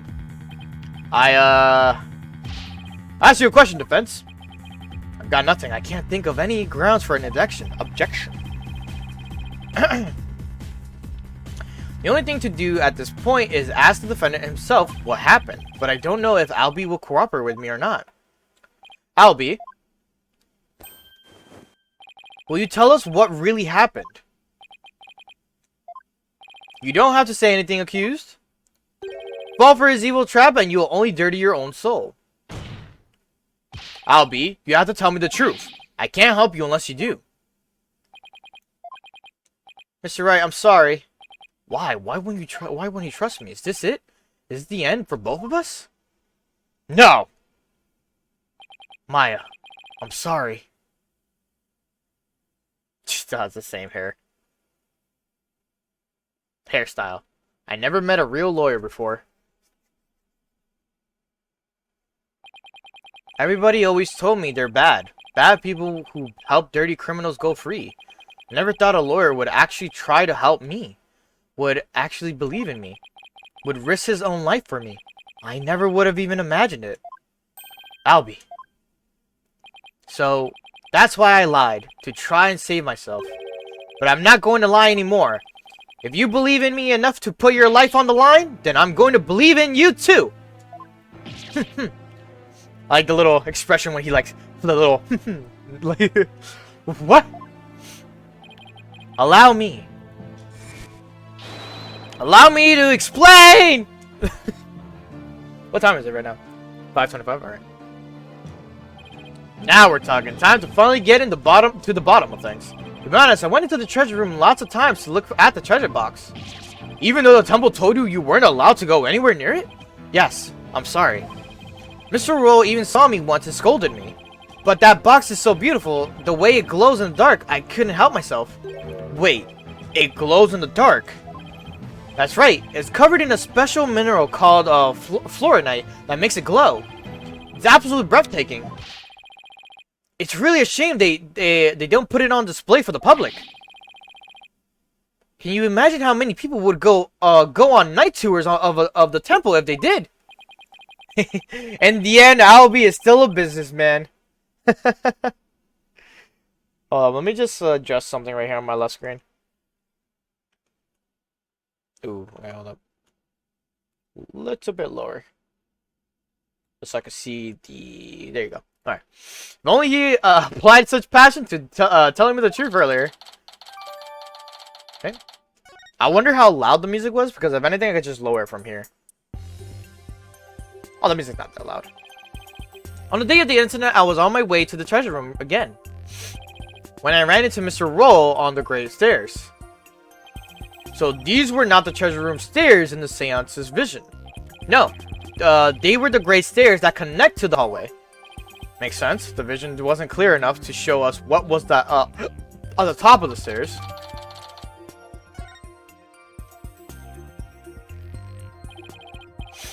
All of a sudden, Mr. Roll drew his gun and threatened me with it. I quickly put my hands up.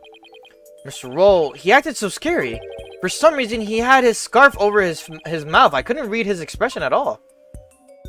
Just then, the power went out. So I took the chance to hightail out of there.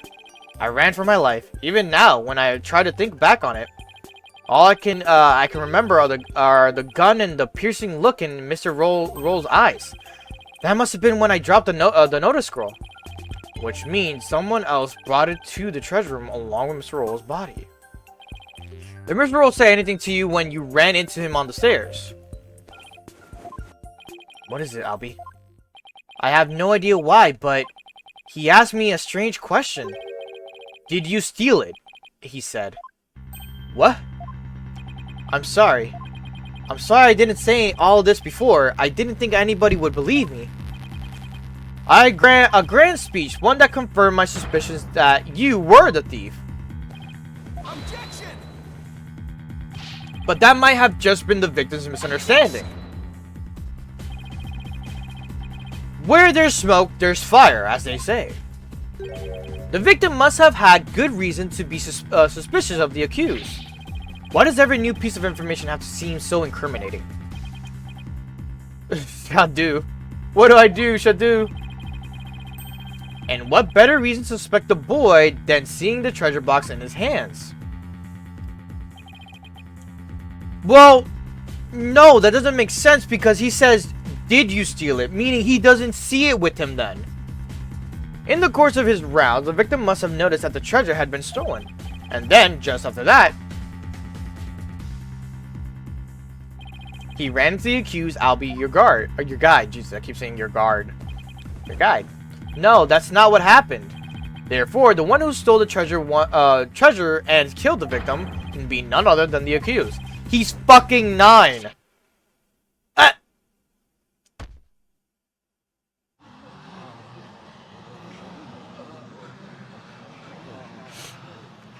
That was what was moving in his bag. What now? Hey, Shadu, down, boy. Whoa, what do we have here? I'm sorry about this. This is my dog, Shadu. You nearly gave me a heart attack. So that's what's making his bag move. Can't you quiet that yappy mutt down? Shadu says that Mr. Roll made a mistake. You can understand him. Don't tell me that this is a surprise witness for the defense. I beg your pardon? You're not thinking of causing happening an animal, are you? Of course not, your majesty. Not this time, anyway. Phew, well, I'm glad to hear it. I thought I'd have to reassess my assessment on your sanity for a second there. I think I'd better reassess my strategy and fast. I have to somehow show that somebody else could have struck the victim if we're sunk. While it's true that the defendant was standing in front of the victim when he died, it doesn't mean somebody else couldn't have struck the victim at that time. If you're going to go that far, then I hope this means you have another angle to approach ready. Exactly, I mean, who but the accused standing in front and center could have done it? Unless you can back up your claim, it's nothing more than conjecture. Okay, come on. Okay, come on, Phoenix. I know I can think of something convincing. Where else could the victim have been struck from? Behind him? Yeah, like, there's a storeroom that he went to. He probably went to the treasure room first. It's kind of hard to, like, reposition this. Hopefully that counts. With the defendant standing in front of the victim, isn't it possible that the victim could have been struck from behind? From behind, you say? I see. Okay, here we go. We got something coming up.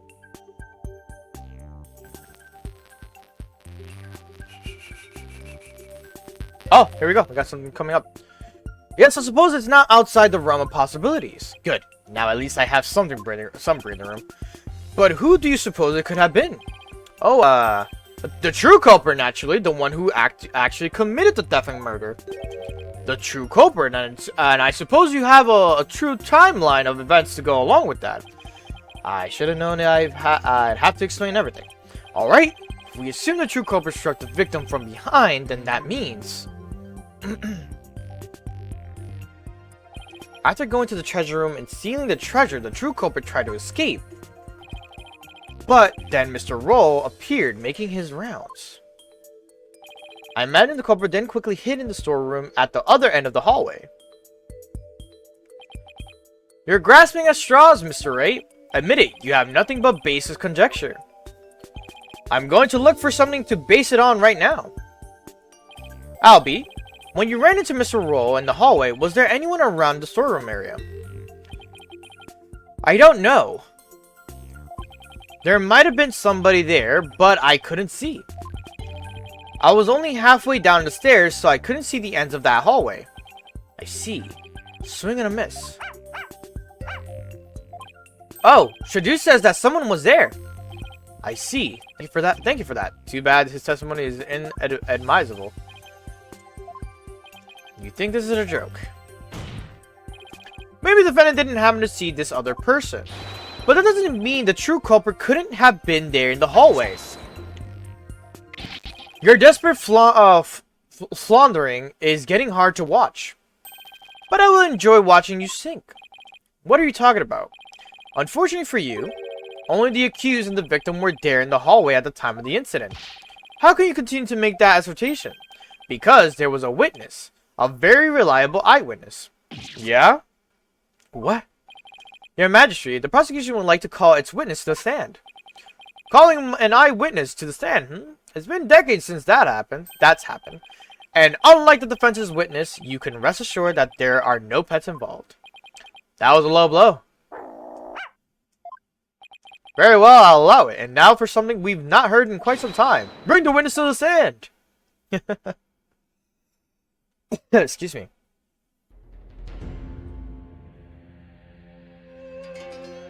Alright, dude. Witness, please say your name and occupation. Peace Lubin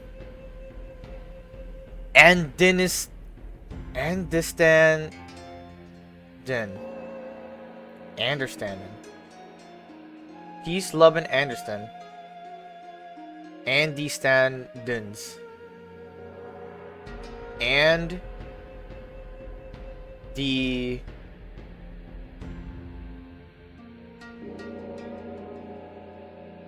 I'm not sure with this one. I can't make it out. Like, the last name, at least. Because it's Peace Lubin on the left one. And then Understanding.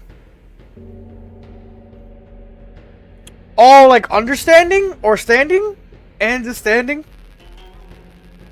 Peace Lubin and standing? I don't know. I'm trying my best to, like, kind of work this out.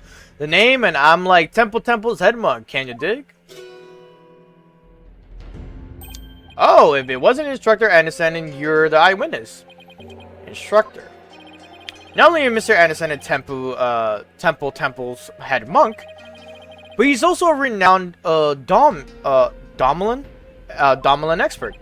Oh, the instrument. Sorry to have to ask, but what's a Domelin? This. Dope. Check it. Here she is, my sweet serenader, my one and only Groovy, right? But you heard our sultry sounds once before, brother. Oh, please be saying brother a lot. When Dragon and Tiger battle. That's a song from the Dance of Devotion. Right on, brother. A song of ceremony. Playing this tune together is a precious gig for me and my girl here, you dig? Song of Ceremony, the song that was playing at the time of the murder. Domain expansion. Oh, Holy Mother, may the righteous sounds of my Domelin serve as my offering to you. Dope. Wonderful, a great performance as always. This is my thing, you know? My bag, I make instruments speak, baby. Yo, where's Prosecutor Calvera real quick? I got you someone who could be better.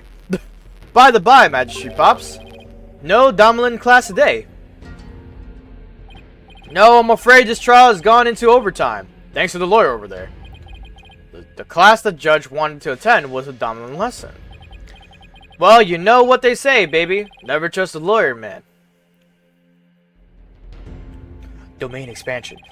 Sorry, every time they're gonna do a pose like that, I'm gonna say it. But transgressors against the Holy Mother have to be brought to justice. Thank you for your cooperation, Mr. Anderson, whatever. We're gonna call you Andy. For, as the treasure's keeper, you must have been shocked to learn it had been stolen. Yeah, man, that was not cool. Keeping the treasure safe is one of your duties, Mr. Andy. That's right. That's right, brother. That's right, brother. This here's the one and only treasure box key. Peace and love. Peace and love. Keep it on me at all times. Can you dig? But the sneaky thief went and cracked open the sucker anyway. Total bummer, man. Stupid fucking voice I'm putting for him. That's the key to the treasure box, is it? You know it, baby. It's called the Magatama Key, and it's a historical artifact to boot. It's been passed down from head monk to head monk at Temple.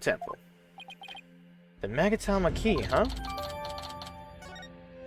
Add that to my list of shit. And now someone's jacked the treasure on my watch. It's a real buzzkill, man. How am I ever gonna face Her Holiness again? Domain expansion. You shall die, prosecutor. Not prosecutor, this is lawyer. Oh, Holy Mother, please find it in your infinite mercy to forgive me. Please guide the lost and humble lamb. Why do I always get the far out ones? Mr. Andy, you witnessed the accused and the victim heading to the treasure room. You know it, baby. Best believe I scoped that tiny transgressor. Would you please give the court your testimony regarding what you saw? Maddie's like, no can do. I gotta go. Just fucking dips. To bring justice against the transgressor, man, yes, of course, I'll do it all I can. In the name of Rollins, I vow to sing, not but the truth. I swear to bring. Hit me. Alright, let's hear what you gotta say. Do a quick save here, too. This has been pretty long, so this is gonna be just this trial today. Sadly. I did want to continue, because this is already being really good. Just quick save. I just hope for the next one, for the investigation and the trial part, isn't too long. But this seems like this is going to be a long game overall, so yeah. What I saw, baby. After the morning dance of the devotion to go back to my chamber, I got the notion. Don't you know my chamber's on the way to the temple's treasure room? Hey, hey. Any small footsteps I can quite clearly hear if anyone to the treasure room goes near. Albie was the only one. Albie was the only one. Before the blackout, one other than Roll, only Albie to the treasure room did stroll. Tell me I was hallucinating just now. Like, can you believe Mr. Roll bit the big one after that? Harsh, man. I share your sentiments. He's just like kind of just playing along with him. I share your sentiments. Anyways, you were the one who discovered the victim's body, weren't you, Mr. Andy? What? You found the body as well? Ah, he self-reported. That's... damn. He really is the key witness then. That's right, brother. Domain expansion. Domain expansion, brother. After the black eye, went to reset the breaker and give power back to the people. Circuit box is near my chamber, so I'm always the man for the job. You feel me? Breaker. The breakers are on the first floor hallway and the... Oh, okay. And the front of the storeroom. On the way, I got a whiff of something funky. Blood, man. Really harsh but mellow. I knew something wasn't kosher. Fucking kosher? Blessed by a rabbi? What? I did not think I would see kosher in Phoenix Wright. Holy shit. Holy shit! I knew something wasn't kosher, so I swung by the treasure room to see what's what. And I was like, whoa, man, there was a poor Mr. Roll dead as a doornail. Kosher! Oh my god! My knowledge, or the reason I say it's blessed by a rabbi, because I learned that shit from one of the greatest shows of all time. That 70s show. Right? And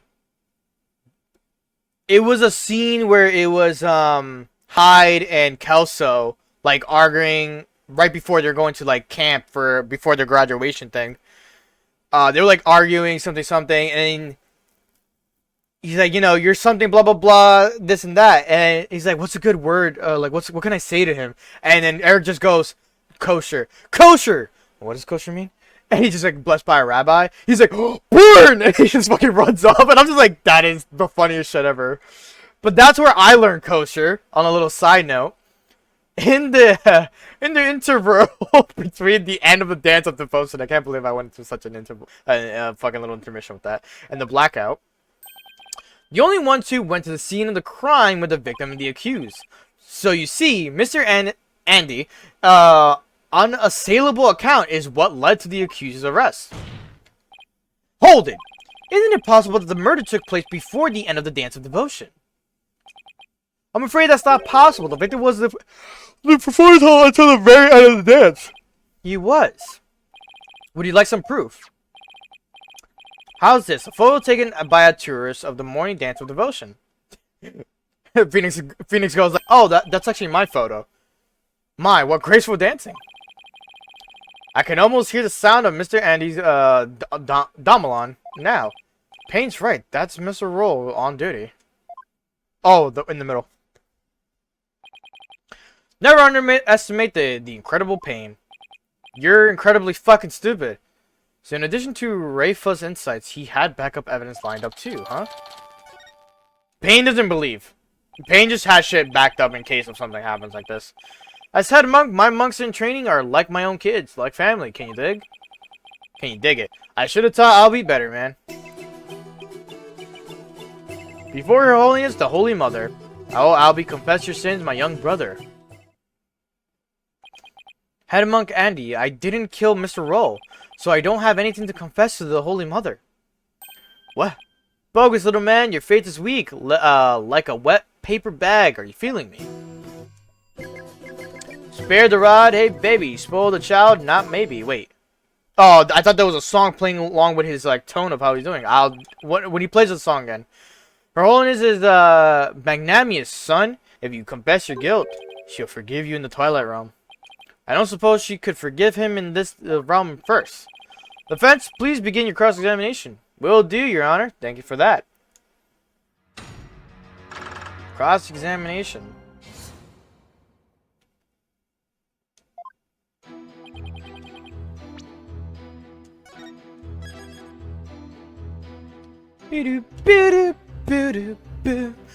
One of the things I love about Phoenix Wright, the fucking music. The music is truly passionate, like throughout the entire series. What I like for the best music is truly hard for me to pick, like which game has the best music. I cannot honestly pick the best one. Let's see here. Yeah, he gave us that. Okay, press forward statement.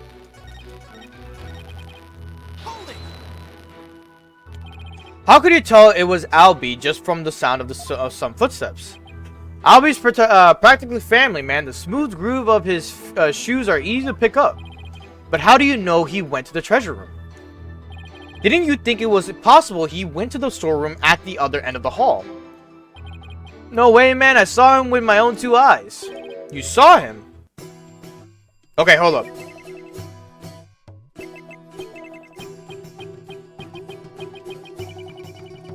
Oh, he sings along with the fucking band. That's fucking dope. The treasure room. This you can believe my peepers peep the sneaky sneak Albie.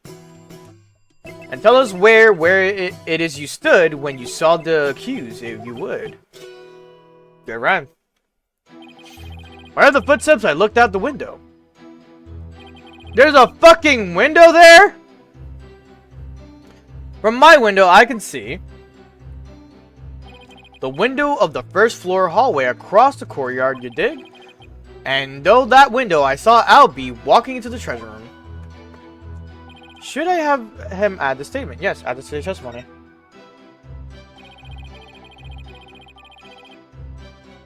Okay.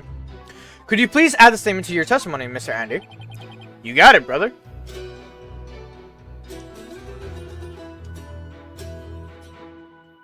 I like the impact of this music right here. It's very more impactful, a little bit dramatic, like for sure, for like going through like the witness's just testimony and just like thinking. Through the window I did spy little Albie with my own eyes. But did you find this?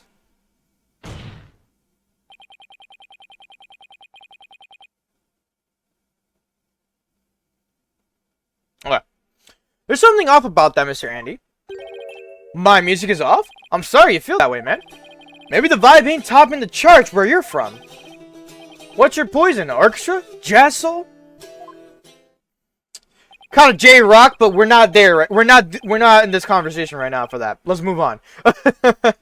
Kind of J-rock, J-pop, J-rock, J-indie maybe. I listen to a lot of Japanese bands. I'm gonna let you know that right now. Top one right now.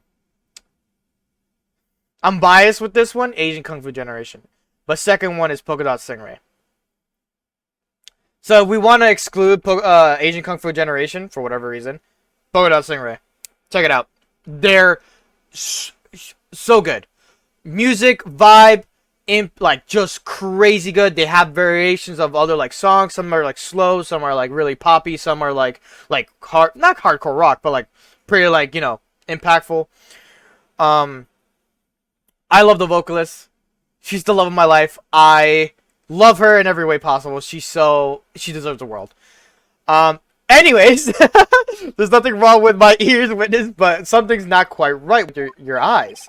Mr. Andy, you've been lying to this court. Now, why would I lie? I got nothing to hide. Truth and truth alone is all I sing. Lying, y'all? Nah, lying ain't my thing. I contend otherwise. Do you recognize this object, Mr. Andy? It's a temple notice, man. What of it?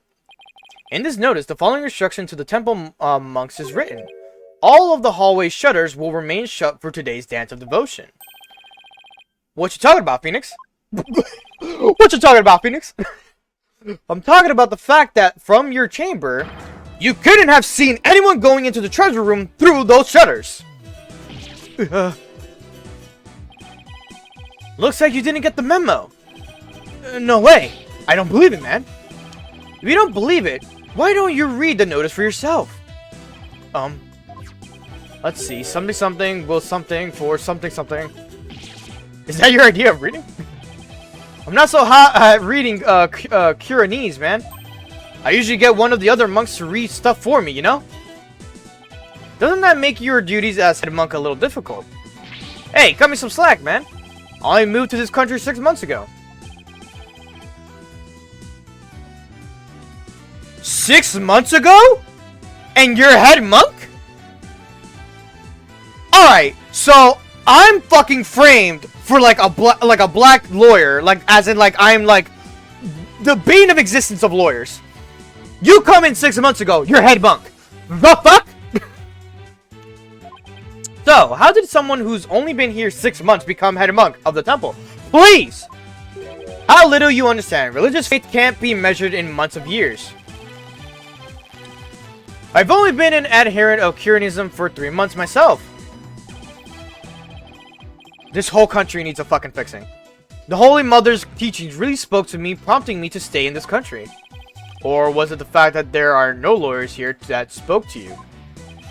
Mr. Payne, I know just how you feel, my man. Her Holiness teaching spoke to me too. Ladies and gentlemen, I present Brother Dumb and Brother Dumber. Well, I don't know why Payne suddenly became a believer in Curanism, but could Andy have had an ulterior motive for becoming a believer too? Mr. Andy, were you really in your chamber as you claim? What? Hey, be chill, brother. Weren't you instead somewhere else? Mr. Wright, what kind of nonsense are you spouting now? According to Mr. Andy's testimony, he saw Albie with his own eyes. Therefore, is it really nonsense to suggest that he could have seen Albie from somewhere else? Well, do you have a theory, defense? Do you know where Mr. Andy was, if not in his chamber? If he wasn't in his room, then...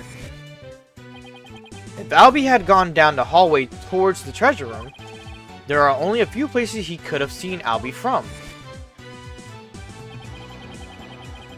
I do have a theory, Your Majesty. Let's say the witness really did see Albie going towards the treasure room. What then? The defense proposes this is the only place he could have been to see Albie go down that hall. Oh, I hope I didn't fuck that up. There, but you just suggested earlier that that's where the true culprit might have been. True, but no matter how I look at it, this is the only place Mr. Andy could have been. Mr. Foreign Lord, don't tell me! Are you accusing Mr. Andy of being the true culprit in this case? Your Honor? I'm accusing this judge. I'm accusing Mr. Andy. Yes, Your Majesty. I contend there's a strong possibility this witness is the murderer.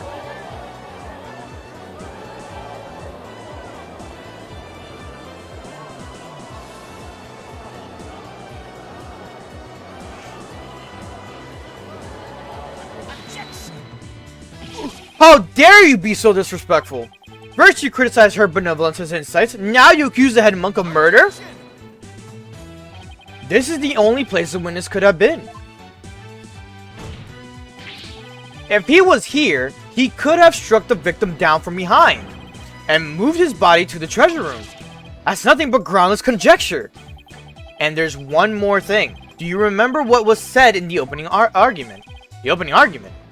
During that argument, it was suggested that Albie use his position as monk in training to get his hands on the treasure. That's right, and what of it? Well, why don't we try this twist on your... why don't we try this twist for size? The thief used his position as head monk of the temple to get a hold of the treasure. What? What? You joshing me, man. I love him. I love Andy. His sayings, I do love him for what he's saying, though.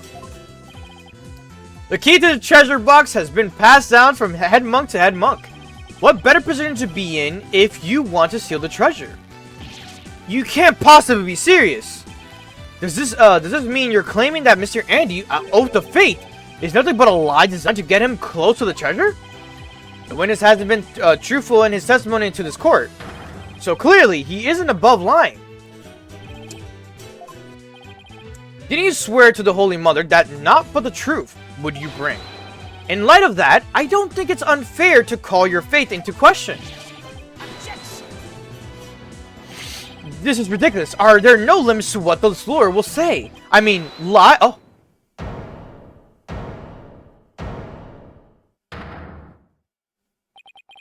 Enough with the nervous wreck routine, prosecutor. Give me a second. I wanted to see what he said.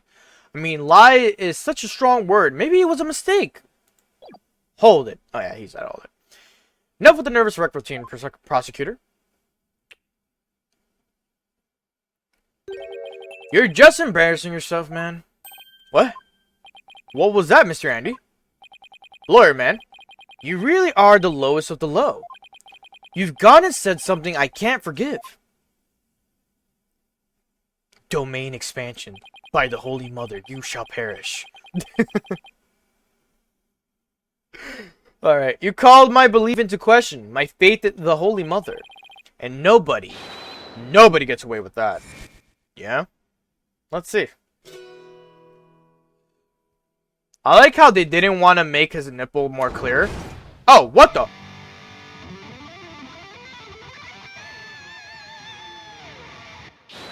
Dope.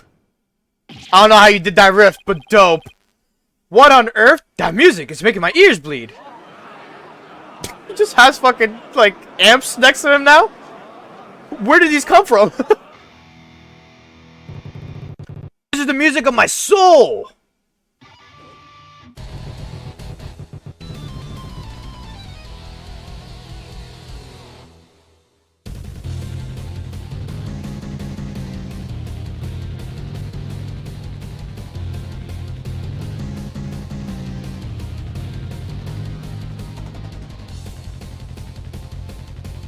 This is fucking dope! I love Andy! Oh, fuck! Yo. That shit sounded like it was from fucking Friday Night Funkin'. Deadass. By the way, I'm sorry to the people who, like, paid a Kickstarter for Friday Night Funkin'. Because nothing has occurred for it. In the longest time. It's like, what the fuck is he doing? The creator of Friday Night Funkin'. I kind of want to look into it again because it's been a couple of months since I looked back at like what's going on with it. I think around December or January I looked into it. But I definitely want to look into what's going on with Friday Night Funkin' and like, did the guy lie? Was he fucking people over? Like, what's the situation, you know? So definitely gonna look into that because that's something going on right there. It's been like now a year and a half, maybe almost 2 years. Damn, it's been a long time. He's dripping with lies, running with Philistines. I'm gonna send that lawyer to the guillotines. And now for something completely different. That plinkety plunk music just wouldn't let me express my rage. Your rage, huh? Isn't the real source of your anger having your lie exposed? You just don't get it. If I lied, it's cause you drove me to it. All sniffing around is suspicious and throwing out false accusations. Sorry, but as a lawyer, I'm afraid that's my job. Yeah, well, lawyers are crap. Keep making noise and I'll have to use my partner here on you. I'm the one making noise. I'm the one making noise. Hey, so you want to know the truth, huh? Think you can handle the truth, do ya? Fine, let's see you try. Feel the heat of my brutal death beat.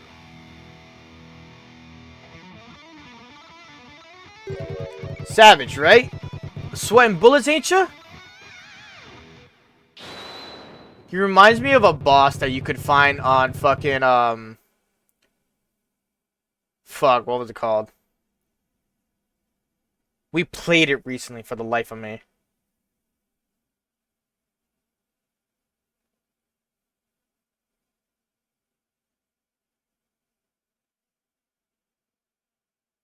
I can't believe I can't remember the name of this. I have to look at the thing real quick.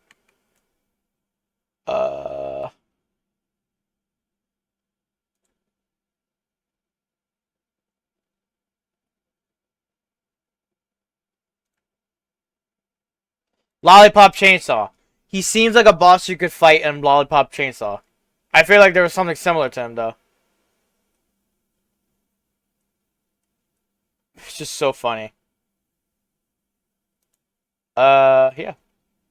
Let me just switch screens here real quick. There you go. Alright. The screens of my soul are gonna make a mosh pit out of the peanut gallery. Did he really just win the court over with that performance? Yo, geezer, I got something to testify. Get ready for the howling of my soul. I called this chart topper Soul Screaming Truth. Oh boy.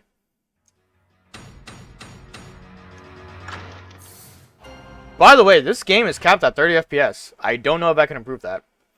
If I can, I will. Actually, is there a setting? Let's see. Emulation. Configure. System.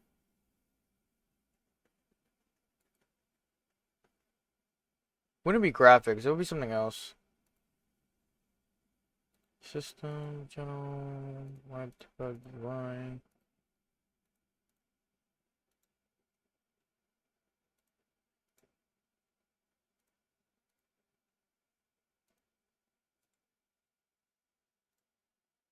I made a mistake. Where is it?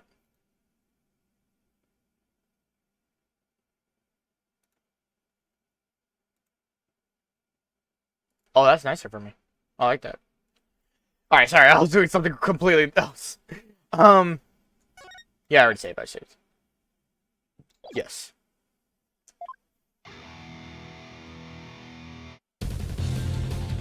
The priestess dance had come to an end. To the music storeroom my way I did went.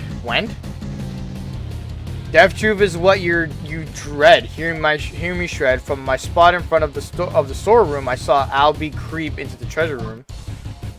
Then trailing from behind, hound on the scent, I saw pot roll after Albie he went. Me and my girl here, innocent and sweet, backed by the storeroom, can't be beat. And out went the power, ticket to midnight, blacker than black is black, robbing all sight. Yeah, baby, let the soul metal flow. What is that music? I've never heard anything like it. And it's so fast, it's making my head spin. This is Domalian metal. Hey, yo, geezer. How are those ears ringing? I don't know much about music, but I've got chills and they're multiplying. I got chills and they're multiplying. Forgot what song that references, but I remember that. You scared, lawyer man? Run away, fast as you can. What a wonderful rhythm.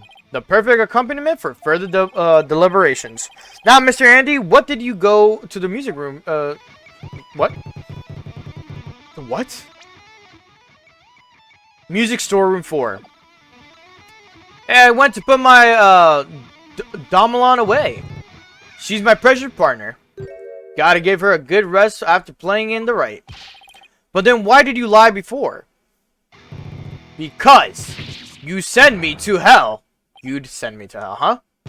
Well, we all know about lawyers and their lying, lawyerly ways. Am I right, people? If I admitted I went to the storeroom, he'd have drummed up a false charge on me. I didn't want to get sent to hell. What do you say? Now I see why the Defense Culpability Act was passed. You feel me, Kurian? Is it too much to ask for a low-key trial?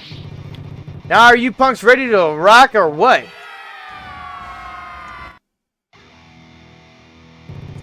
Just a bunch of fucking sheep, bro. Just following whatever comes along their way. Excuse me. I can't hear you. I said you're... Yeah. Alright, then I'm gonna lay it on you one more time. The screaming truth of my soul. Yeah. Alright. Press first and sixth statement. Okay. The priestess dance had come to an end. To the music storeroom my way I did wend. You say you went to the music storeroom. But how do we know you didn't go to the treasure room to steal the treasure instead? And on what grounds would you base that accusation? Got anything to show for it? He's right. I don't really have any proof yet. Well, you can't prove that you didn't go to the treasure room either. Yeah, Phoenix? You stole the treasure and were ready to make your getaway when you saw Mr. Roll. So you panicked and ran into the music storeroom, isn't that right? Why do I feel like I'm being stabbed by icy stares from every direction? This silence is your answer, lawyer man. This audience knows the score. Just what we needed, a moment of silence to bid the lawyer's baseless claim goodbye. I mean, it wasn't a claim, it's more just me pressing it. Why do they have to hate lawyers so much in this country? I said it before and I'll say it again, lawyer man. After the priestess dance, I went to the music storeroom. Alright.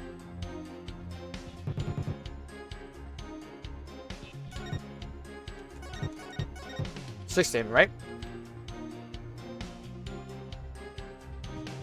And out with the power, take it to midnight, blacker than black, black is black, robbing all sight. Where were you when the outage occurred? Hold up. I wanted to check this for a minute.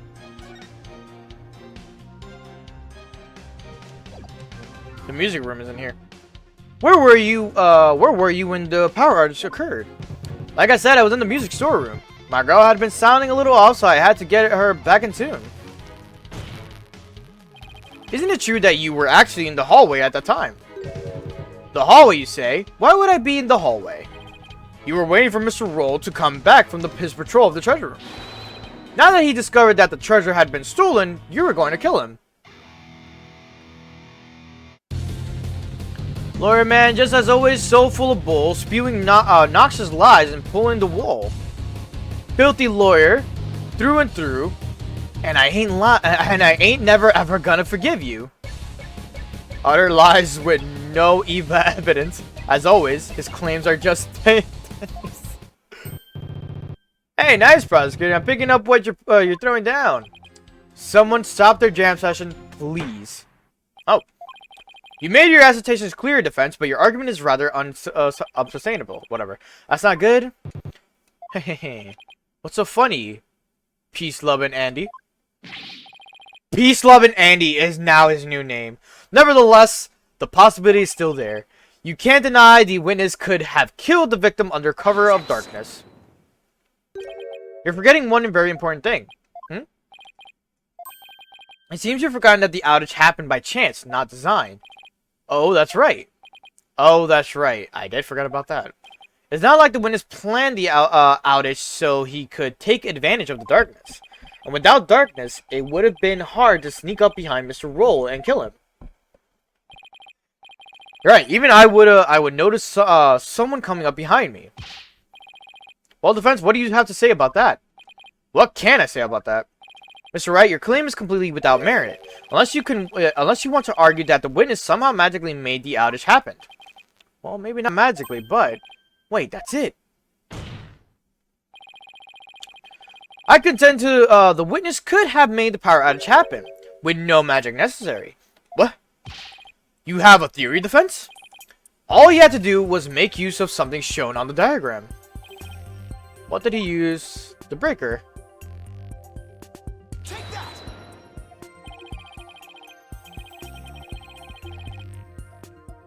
The witness was in the storeroom. The circuit box is on the storeroom end of the hallway. There's nothing really magic about turning off the breaker, wouldn't you say? Ugh.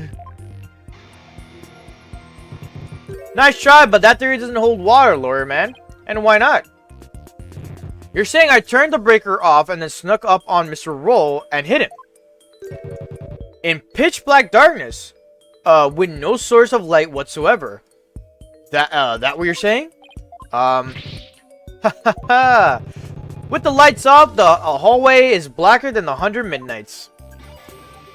You can't see the hand in front of your face? How could anybody commit murder like that? Unless it was somebody standing right in front of the victim, like the accused. I hate when he's right. But I can't just let his point stand. Well, maybe the victim was holding something that's served as a guide. A guide through the darkness. Something that's more than a little vague, wouldn't you agree? You ain't gonna move that room with a half-baked hunch like that, bro. You gotta hit him hard, really make him feel it, you hear me? Just like in my verse, baby, woo! Well, I'm afraid I don't understand the witness's lyrics very well either. But in a trial, your arguments have to be clear and precise. Let's see some of that clarity and precision now, defense. Uh-oh, what do I do? Can you present to us something that could have served as a guide through the darkness? I can! Ooh, okay. Yes, I can. Because there has to be something. Alright, let's see what you have, defense. What could the victim have, been holding that served as a guide through the darkness? Did I present the treasure box? Yes, I do. I believe the victim was holding the treasure box. Hmm? Huh? Huh? Have you gone mad? Well, the box glows in the dark, though you could use it as a sort of a beacon. Well, I guess you're right. But why in the world would the victim be holding the treasure box? Oh, well, because your guess is as good as mine. Yo, peanut gallery, shut the fuck up!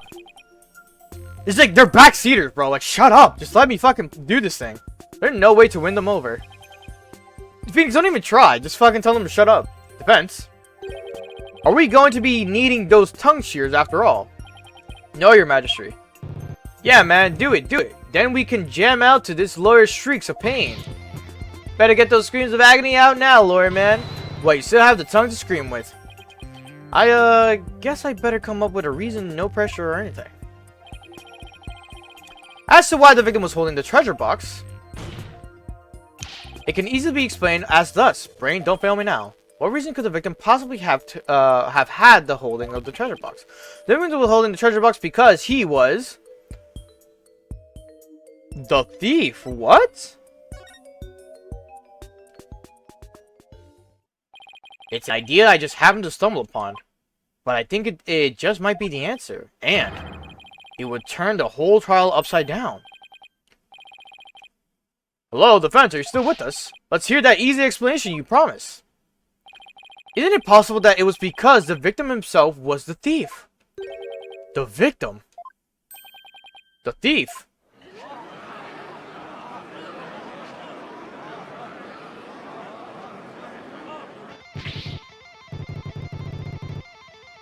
What kind of bull are you spewing now? Your Majesty, this guy's off his rocker. If the victim was a thief, everything we've learned so far would all make sense.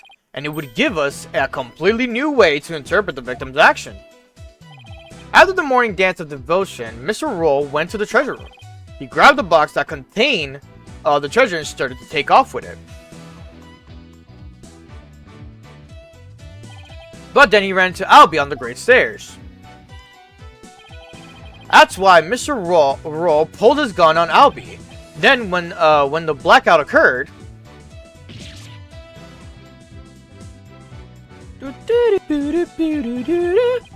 Mr. Roll was bludgeoned to death in the darkness.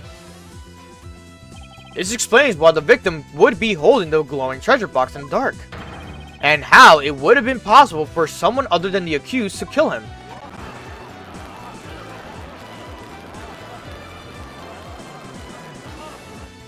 Do you have any idea what you're saying? You're unbelievable, lawyer man. I think you've lost it. That's the craziest thing I've ever heard. Roll trying to roll the temple. That devout believer, that pious Curanus. I won't allow you to disparage the victim's departed soul with unfounded allegations. I hope you're prepared to back up your claim. Of course, Your Honor, Your Majesty. Oh, really? In that case, can you assume you have proof? Uh-oh, proof, huh? Do I have any proof? But I can't back down now. Yes, I have proof in my dreams. The proof that Mr. Rowe was a thief. May have been left behind on a certain piece of evidence. Very well. Let's see your evidence and be ready to stand behind it. But footprints, fingerprints, I'll take anything at this point. I need proof, something that would have been involved with a theft. And that might still have some trace evidence left on it. What proof do you... The fence would like to examine the treasure box. There might be trace evidence on that on it that would show that the victim had held it. Might. You better hope you turn up something more definite than that, defense. Yes, sir, your majesty. Very well. Bailiff, bring the treasure box. Doesn't have the treasure in it anyway, so might as well just fucking show it to the whole group. I see. Excuse me. There you are, defense. You're free to examine it. If I don't find something new, my entire argument up to this point will be blown. Plus, there's that little matter of old tongue shears. I have to find something, I just have to. Alright.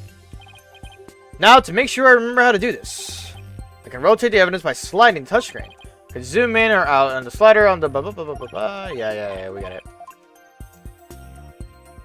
So this is a cursor. Ah, because this is on fucking freehand, yeah.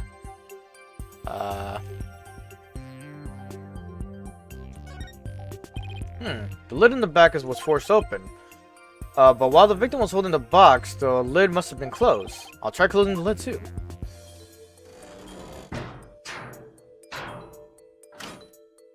Ah. Hey! What? You son of a... You locked it! So? What's the big idea? What's the big deal? I thought you can open it with that key you're wearing. Yeah, I can. No sweat. And why is there a bucket load dripping off of you over there? I think I'd like to open the box back up again. Could you lend me your Magatama key? Sure. Okay, let's see. Where's the keyhole? Well, it's the Magatama key, so wouldn't it go in the hole above the Magatama mark?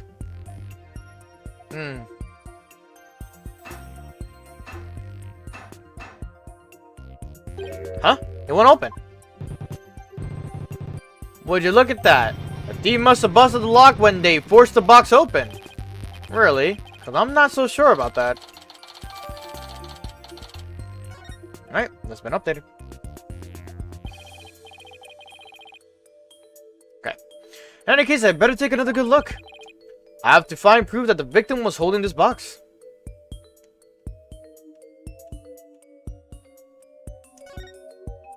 I like how the cursor's so sensitive here. This bloodstain shows the outline of a hand. Could this be what I've been looking for? Your Majesty, take a look at this. There's a bloodstain here that outlines the shape of the hand. Really? Let me see that. Oh my, you're right. Now I'm getting somewhere. I believe the bloodstain is an outline of the victim's hand as he was holding the box. Well, what? Even as he was being struck, he held on tight to the precious treasure box. After all, he'd gone through a lot of trouble to steal it.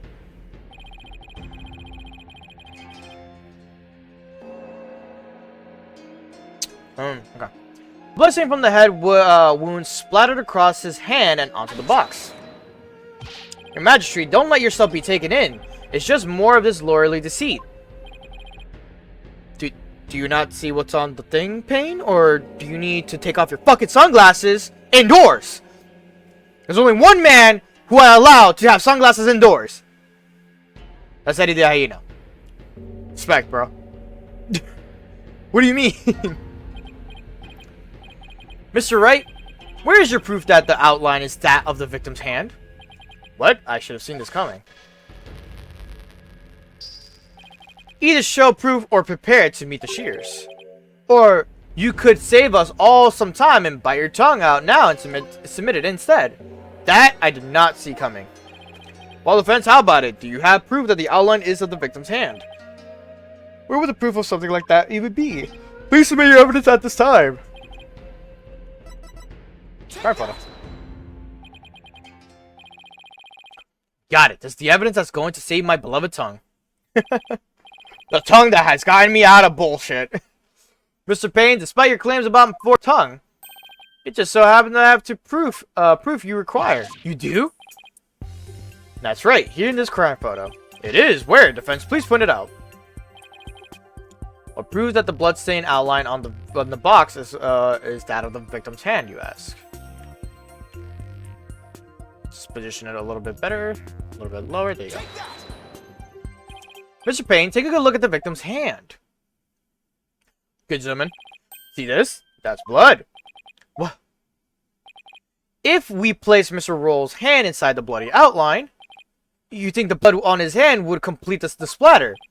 Exactly. Here goes nothing. And if they do form one complete splatter, it would prove my theory correct. Then the victim really was holding the box. I'm willing to bet my life on it.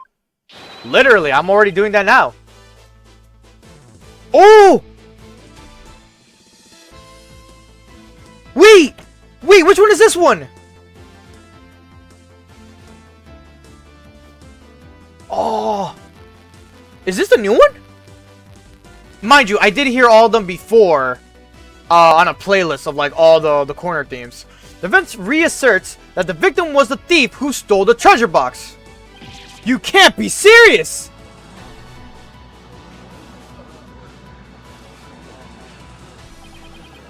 I protest. There's no way that would ever match up.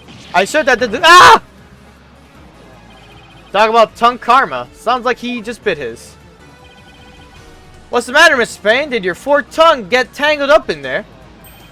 Or were you trying to submit your own tongue to the court? Why you...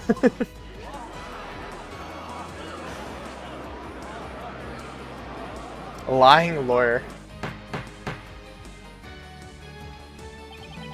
I can hardly believe it. Apparently, not everything out of the defense's mouth is a bluff. Of course not, Your Majesty. This tongue doesn't lie. And I'd like to continue to use my tongue in the future, too, if you wouldn't mind. He never has to know it really was a bluff. No, not Mr. Roll. I can't believe it. I'm sorry, Albie.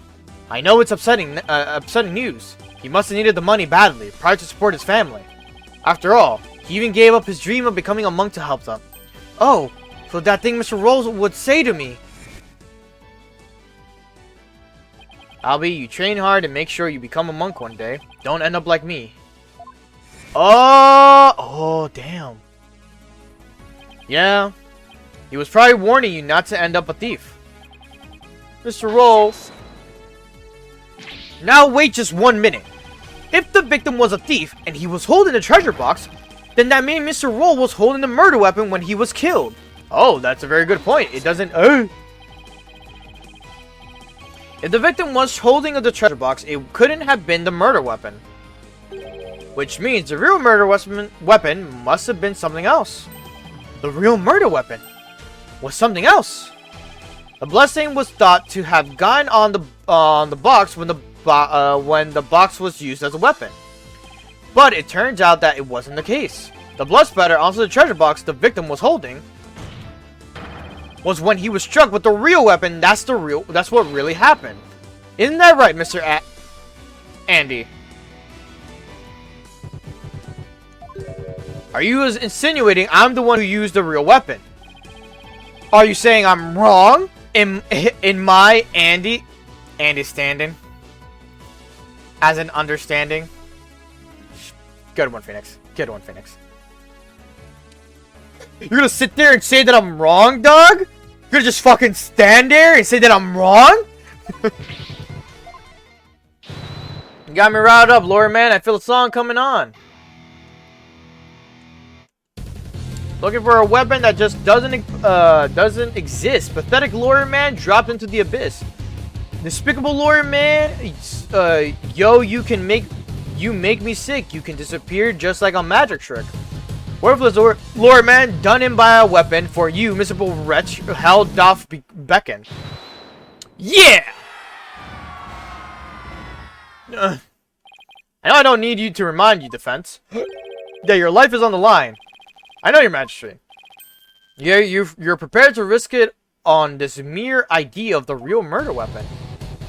Death to the lawyer! This is it. The moment of truth. I can't back down. Not now. Yes, your majesty, I am. I'm confident the real murder weapon does indeed exist. That's a bold claim, Mr. Wright. Well, let's see you back it up. Show us which piece of evidence points to the real murder weapon. Gladly. If I knew which one it was. What would somebody like Andy use to bludgeon someone? Now then, defense, please submit your evidence to the court. Yeah, let's see it, Mr. Lawyer Man. Let's see this this thing that shows the real murder weapon you say I used. Crime photo? No, Dance of Devotion.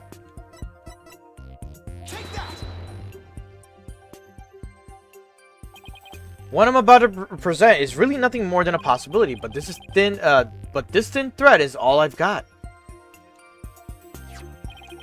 Allow me to direct the court's attention to this photo of the morning dance of devotion. That photo. How is it going to help you, Mr. Wright? There's something about it that doesn't sit right with me. Oh yeah? And what's this something? You're fucking... Yeah, okay, I see it.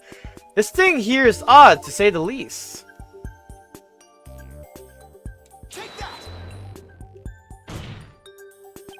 Mr. Andy, why is the instrument you're holding different from the one you're playing in the photo? Would you look at that? They're completely different shapes. I believe you said your Domelon was your one and only. Well, Mr. Andy, what do you have to say to that? I got nothing to say. Then allow me to answer for you. They're different because the one in the photo is no longer in playable condition. That's what he used to struck him with. Damn! Yo, he's brawlic. He's jacked.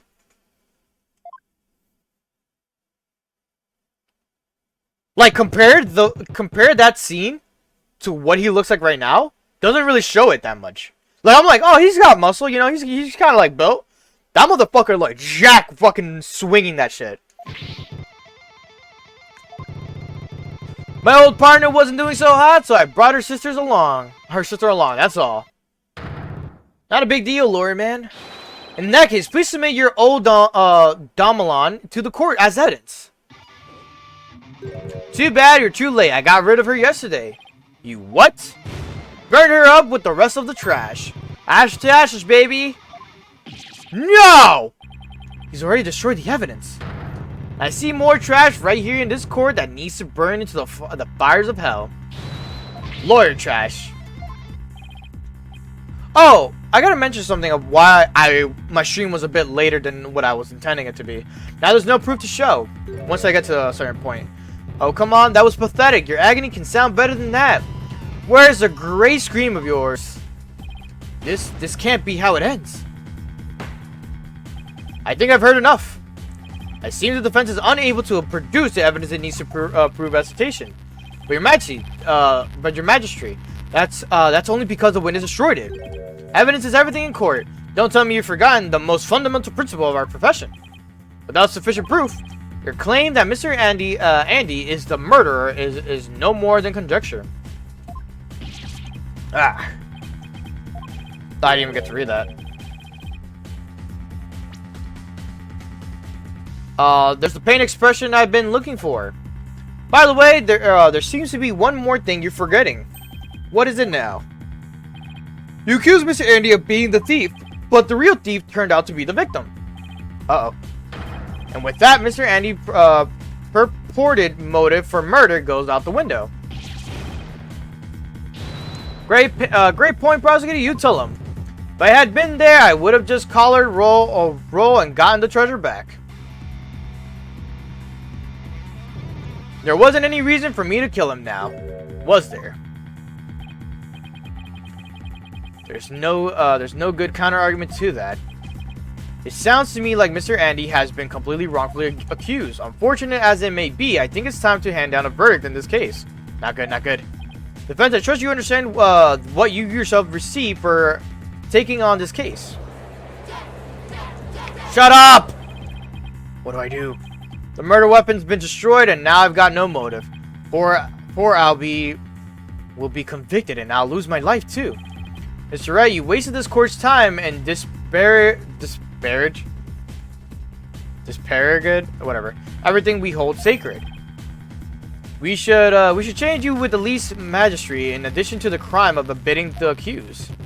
Yeah, you should pay for discrediting my good name. But bye, lawyer man. Time for you to do some repenting in the Twilight Realm. This guy is guilty of sin. I just know it. He must have had some reason to kill Mr. Roll, but what? Come on, people, let me hear you scream and shout. Take the time, this lawyer trash out.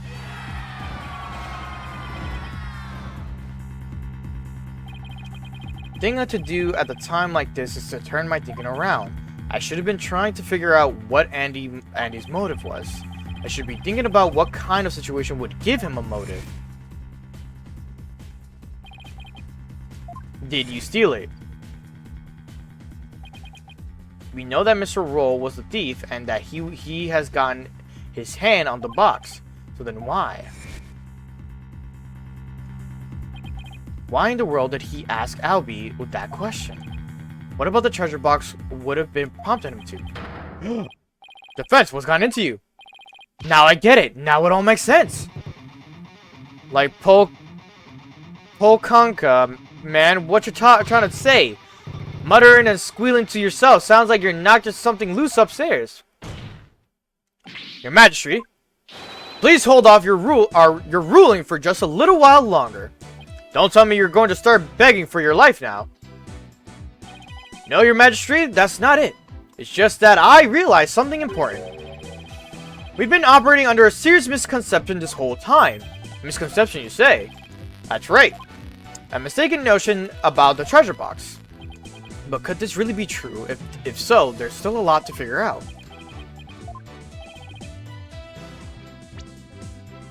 Very well, let's hear what you have to say. Thank you, Your Majesty. Your Majesty, this is just more of his nonsense. He's just stalling for time. It is your last chance to defend. The second I find it, it really is nothing but nonsense. No amount of begging will stay my hand, understand? Yes, Your Majesty. Huh. We all know this is just going to be another one of your stupid bluffs. Now then, defense, what is it this misconception you mentioned? The thing we didn't realize about the treasure box was that it was empty. What if the treasure box was already empty from the start? What? What? He knew. Please recall that when Mr. Roll ran into Albie on the Great Stairs, he asked the boy a question. Did you steal it? He said.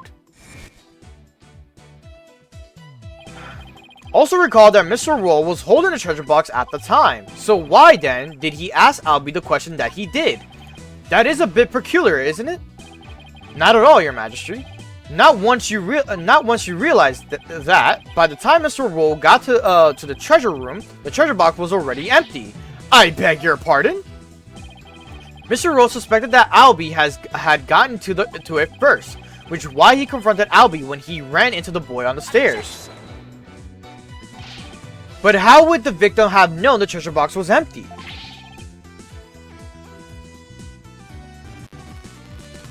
He didn't have any way of opening it. Once a year, the victim had the duty of carrying the treasure box to the palace. Yeah, we know this, yeah.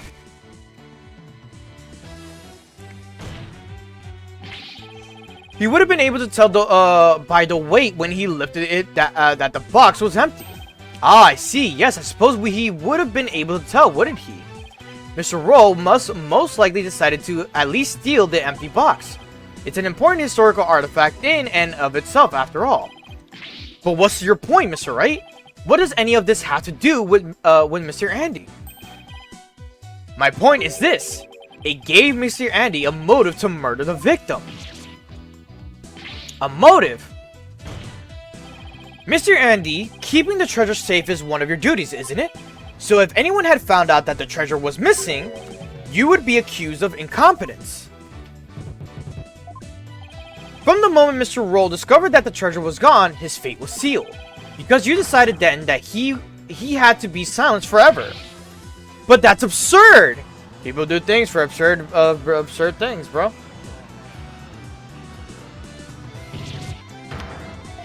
Can you believe the stuff that comes out of this guy's mouth? It's all just a colossal joke. So then what really happened to the treasure? It had been stolen long before the incident occurred. By Mr. Peace-loving Andy himself. Mr. Wright, will you stop at nothing to accuse Mr. Andy? Your Majesty, please don't listen to these trumped-up charges the defense is grasping. The treasure box can only be opened with the key Mr. Andy holds.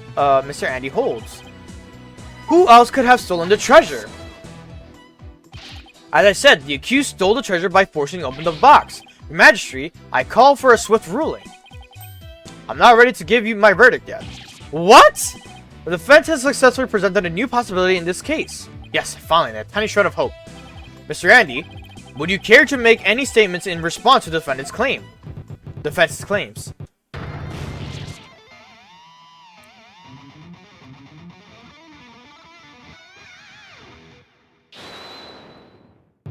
This is all bull.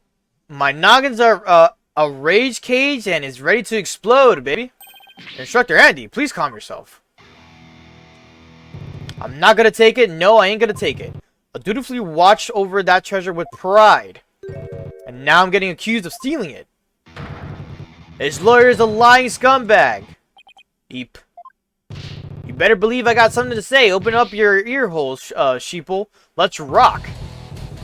Death to the lying lawyer.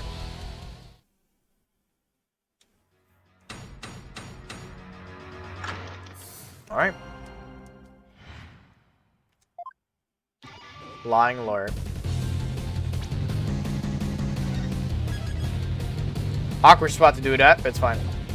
To the founder's orb, me? I did it? This lying lawyer's insult has no limits. All this time, I guarded the orb faithfully. Sacred duty to the Holy Mother, easy to see. Hand unclean, the accused did the deed. Forced the box open, no key did he need. Lying lawyer condemned him to hell. Kick him. Throw him in prison cell. You guys like me singing? Alright, we've now heard from both sides. Either the treasure box was forced open by the accused, as the witness claims, or Mr. Andy opened it, as the defense claims. Defense, this is your last chance to cross-examine the witness. Yes, Your Majesty. You are not able to prove your assertions by the end of this cross-examination. Then the DC Act will come into play. Stop your smuck-ass look, bro. And both you and the accused will lose your lives. I'll die if he dies with me. I just like point over to Payne, and Payne's like, what? Understand, life or death all comes down to this. Mr. Wright, don't worry, Albie. I'm here to defend you. I promise it'll be alright. Thank you. I believe in you, Mr. Wright. I know you can win this for us. And after we win, we can go see Miss Maya together. It's a deal. I can't let Albie down. I have to win this trial. Somehow, I have to prove that only Andy could have stolen the treasure. Do your worst, lawyer trash. This is your requiem. Golden Experience Requiem? The last song you'll ever hear on the mortal coil.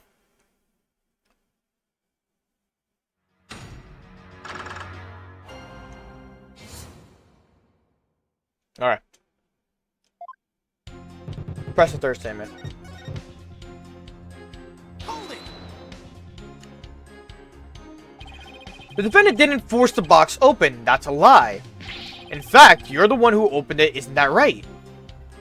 Oh, come on, you just saw for yourself, didn't you?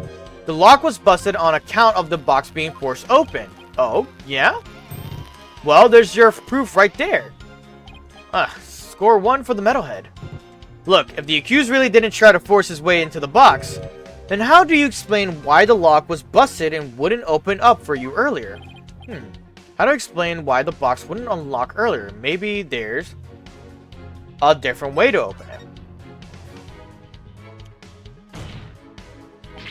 There's a different way to open the box. Huh? What are you talking about?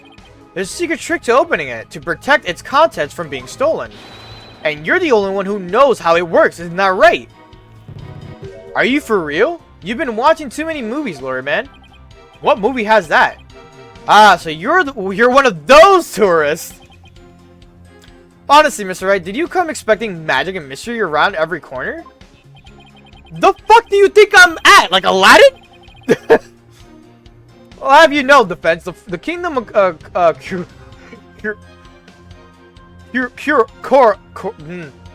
Kurain is not some sort of fantasy funland.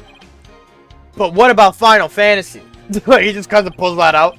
I've been playing that a lot recently. Sure, I don't have any real grounds to make that assertion, and yet... Oh yeah, I feel another song coming on. A little number about a crazy lawyer with wild, fantastic ideas. Real method to open the log, you say? Delusional, man. There's ain't no other way. Ah, new verse. Please do add it to your testimony, Mr. Andy. Is he, like, enjoying the music now?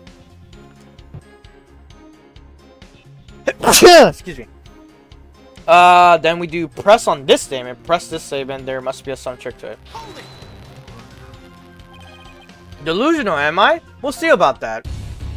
Wild ideas, that's called delusional. Mixed up lawyer, drowning in confusion.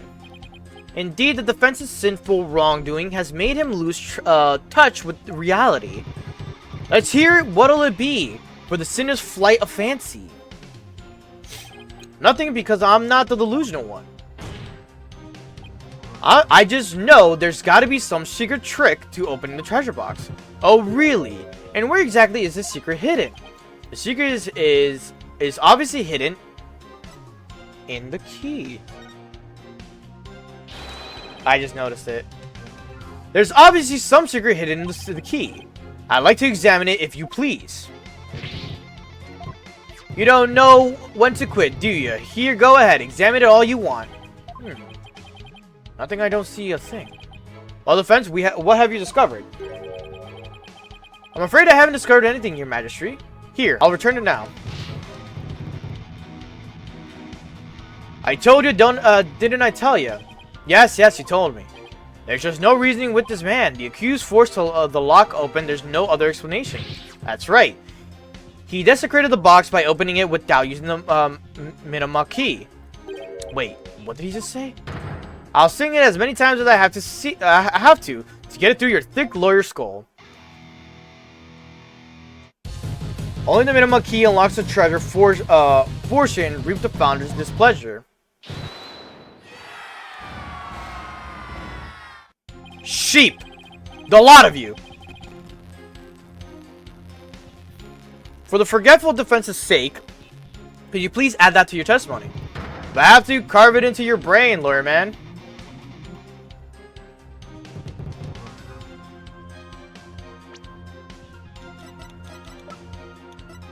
Objection! Just a minute, Mr. Andy. You just called your key the Minama key, didn't you? But didn't you originally say it's called the Magatama key? Oui. The Minima key? What's that? I don't know, Your Majesty. But apparently, it's a rather crucial question. What's the big deal? So I said the wrong thing, so what? Simple slip of the tongue. An A for effort, Mr. Wright, but your grandstanding betrays your desperation. I'm afraid a small slip of the tongue like that adds absolutely nothing to your argument. What say you, defense? Is it an important detail? Judging by Andy's reaction, I'd say it's everything my argument needs. Yes, Your Majesty, it's very important. This key is apparently not the Magatama key, but rather the Minama key. and I believe this discrepancy holds great significance for the defense. Nah, man, just a meaningless mistake, insignificant. You're riding the crazy train to nowhere. Good song, Crazy Train.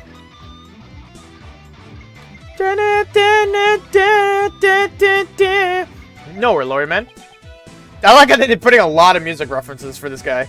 Your Majesty, please don't pay the defense any heed. It's all nonsense. To tell the truth, I'm not really clear on what the defense is driving at myself. However, I am eager to find out. What? Defense, you will explain yourself like your life literally depends on it. Because it does. Now then, is the name of the key an important detail? Yes, it's absolutely important detail, I think. Because the Minima key is connected to the Founder's orb. I see. Very well. In that case, please show the court the grounds on which you are basing this claim. The grounds, Your Majesty. You can, of course, show grounds, can you not, defense? Of course. What else can I say? I have to come up with something, anything, even if it's just a bluff. Minima key, Minima. There has to be something somewhere that ties Minima and the orb together. Don't keep me waiting, defense. What evidence shows a connection between the Minima key and the Founder's orb? Song of Ceremony. Flip it vertically.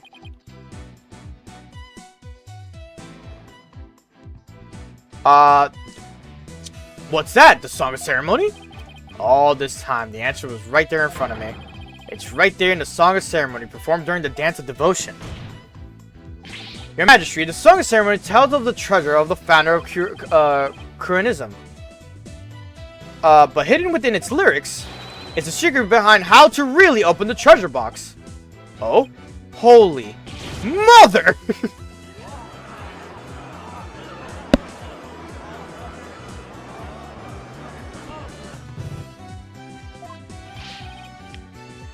But how can that be? How can that be, defense?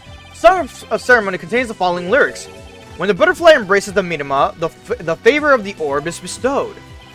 I believe the Minima here refers to the Minima key. Well, yes, it is the same word, but that doesn't mean. We've been calling this key the Magatama key, and that's why I inserted the key into the lock when the Magatama design on it. But that was obviously not the right way to use it. And I suppose you know the right way. I do, Your Majesty. I use the key to use the key properly. You have to first flip it vertically. Yeah. If we turn the Magatama shape upside down like this, whoop, it becomes the Curianism symbol of the soul. In other words, the Minima. Oh my, you're absolutely right. But now what? What do you do with this? Or with it? It's too big to fit the lock that way. Oh, I knew he was just bluffing.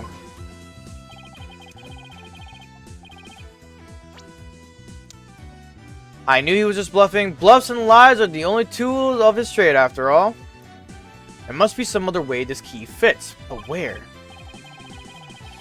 Let's see. What were this word to the Song of Ceremony again? When the butterfly embraces the Minima, the favor of the orb is bestowed. Here you go. I like that they show the image here, right here.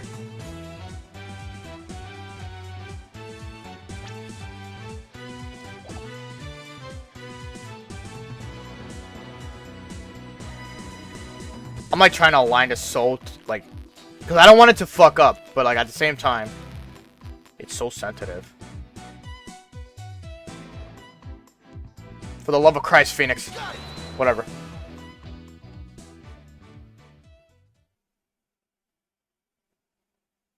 I'm telling you, the 3D animation is dope. Oh my god, we're done. Look at that. It unlocked. Dope. So fucking dope. Oh, wow. Something else is over there. Okay. Alright. My goodness. The treasure box. It really opened. No way, man. What? No. And that, ladies and gentlemen, is the real secret behind the Song of Ceremony. It's the true key to opening the treasure box.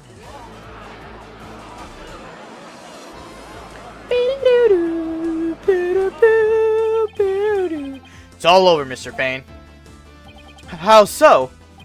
Let's say someone was fooled into trying to force the front-facing lock open. Sadly for them, it won't budge. That's because the lock is, after all, just a decoy. Then what you're saying is, neither the victim nor the defendant wouldn't have been able to open the box. They therefore had no way of stealing the treasure. The only one who could have stolen it is the one man who knew about the Minamata key. Peace-loving Andy! Ah! But I'm not done yet. Please recall the scene of the crime. On the floor by Mr. Roll's body was the very unlocked and very open treasure box.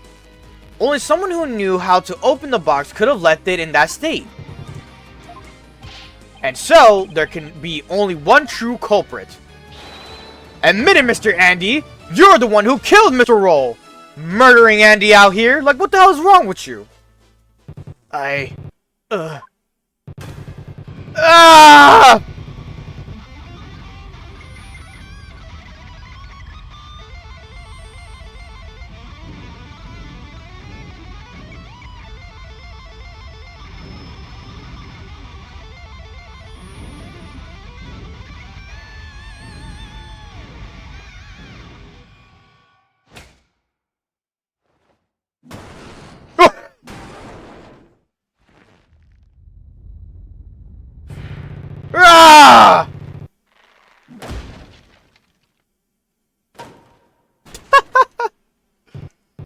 Yeah.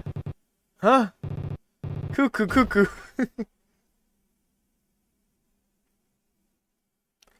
You've been caught! Fucking caught Andy out here. Curse him, it's all his fault. Why'd he have to try and steal the treasure? Why'd I have to spot him with that box? I'm on my way to the storeroom after morning dance. It's his fault I had to... What? It's his fault... What? It's his fault... It's his fault I had to cause that blackout and clock him out. Oh, my controller's not doing the thing. Plug it in. Thank you. I was like, hello? There you go. Couldn't let my secret get out. Nobody could know the treasure box was empty. I lose my position as head monk. Who knows what else they'd do to me? I couldn't let... I had to stop him. So he did do the murder.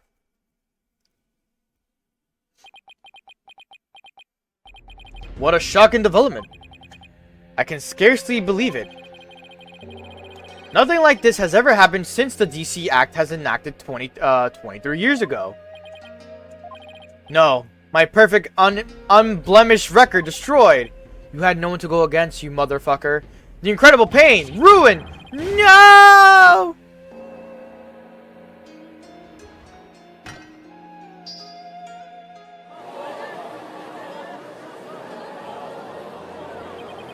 The lawyer really win. I can't believe it. No way. This can't be happening. Peace. I said peace. Honestly speaking, I'm just as shocked as everyone else. But the truth has been made known, so it's time for me to give my verdict. In the name of the Holy Mother, this court finds the accused. I'll be your guide. Not guilty. Let's fucking go. Did my fucking camera like reset at one point? There you go.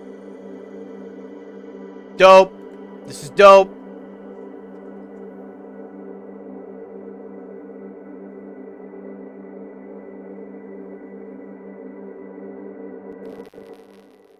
Hell yeah. Probably the Holy Mother's finally happy that a defense attorney actually won against someone innocent. High Court and Kuran accused lobby. There's still quite a commotion. The people in the gallery show no sign of clearing out. Can't believe it. Not guilty. I still in shock. Can you believe that guy? I can feel everybody's eyes on me. It can't be happening. It's impossible. Oh, Holy Mother, preserve us. I've never been in a defendant lobby quite this uncomfortable.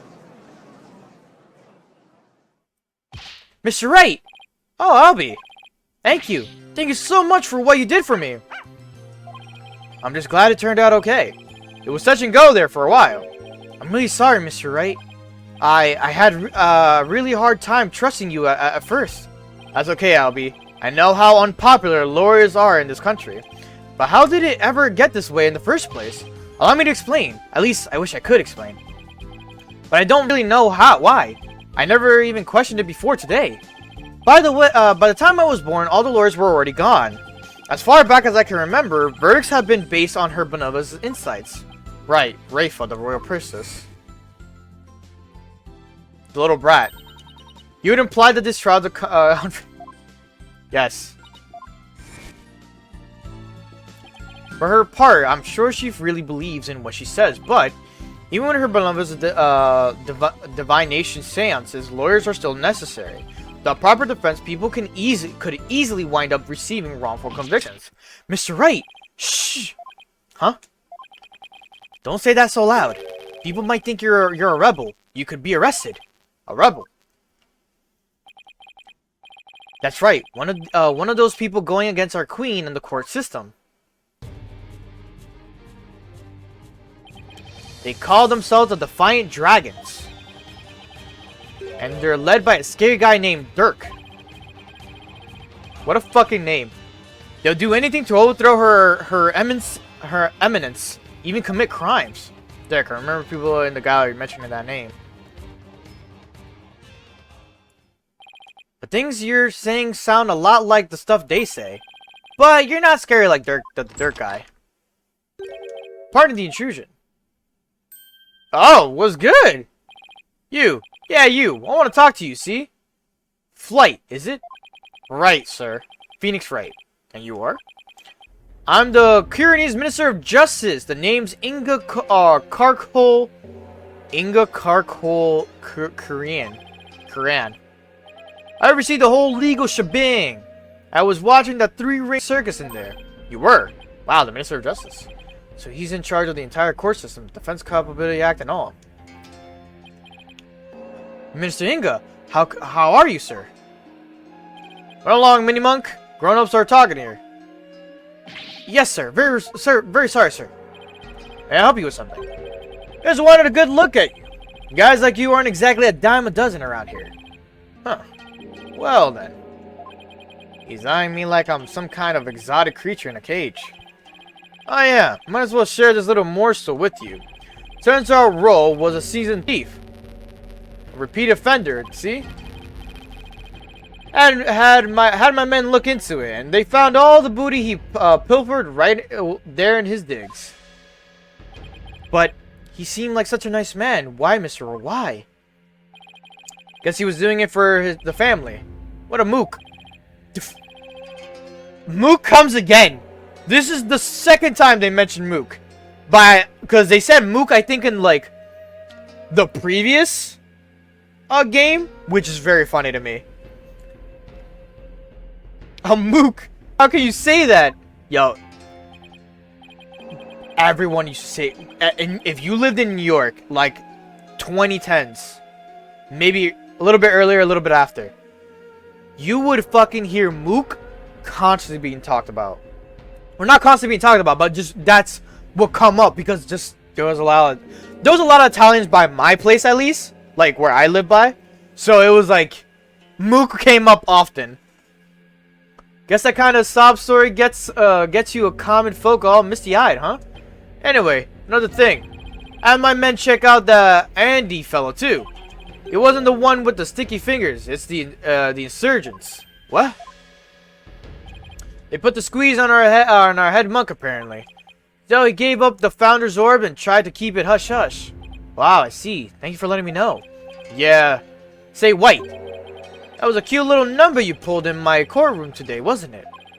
First not guilty ruling in 33 years. You're making waves, see? Stirring the pot. Catch my drift? Oh? Well, yikes. I'm in for it now. Huh. Thanks to that song and dance, we know our precious national treasure got nicked. So I'm gonna call it a wash and let it slide this time. But all I did was defend the accused. You do best to read between the lines here, chump. You're standing on thin ice. Get my drift? Even a dirty, no-good Nick punk knows to cash in his chips before the house steps in. Do us both a favor. Keep an eye on the path you're walking down. You never know whose toes you might be stepping on. This ain't your turf, buddy. Never forget whose soil it is you're standing on. I just fucking talked to the mob. I talked to the head mob is what just happened. Yikes, he was kind of scary, wasn't he? Well, yeah, well, no use worrying about it. We have more important things to think about. Such as when can we continue the sightseeing tour? Tour? Oh, anytime, sir. We still have plenty of time until Miss Maya's training ends. And there are still lots of more temples to see and all kinds of local foods to eat. I can show you the natural beauty of the area and the waterfalls. Okay, yeah. Alright, slow down, Albie. There's plenty of time. And when we're done with all that, we can go see Miss Maya together. Yeah, you bet. Maya, wonder how she's doing. I hope she's okay. The dog is very cute. What was his name? Shigo? Or Shangho? So, how about that not guilty, jerk?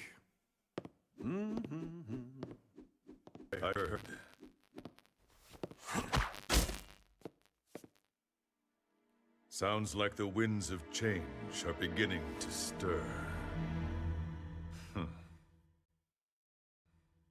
If it crashes again right here after this. Okay, it did end. What I was gonna say, if it crashes here again, I'm gonna like end the stream's gonna end on its own if it crashes this too. But yeah, the whole premise was I was gonna do was get to this point off screen, so that way it's like it could load it up this part, and then I'll just restart the stream and then we'll cut it there. But it's fine. But I guess I'll cut it back here now. Hey YouTube, you didn't really miss much. What just happened really was pretty much it crashed everything. I just skipped out for you a good 10 minutes of me skipping through where we last saved. And me now establishing that I am going to save more often during like me just transitioning to another scene.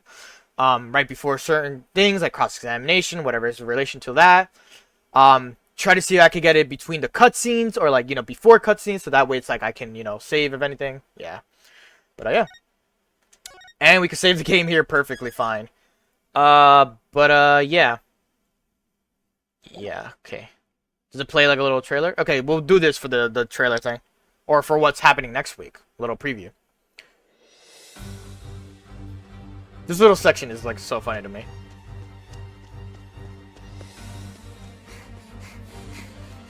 Oh, that's Juicy! She's so cute. Behold my might!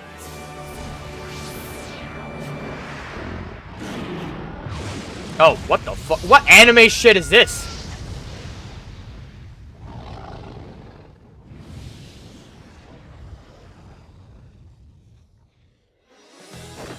Ah. Shame on you, Mr. Rias! No! You think magic for evil? Hey. Oh, I just realized the song.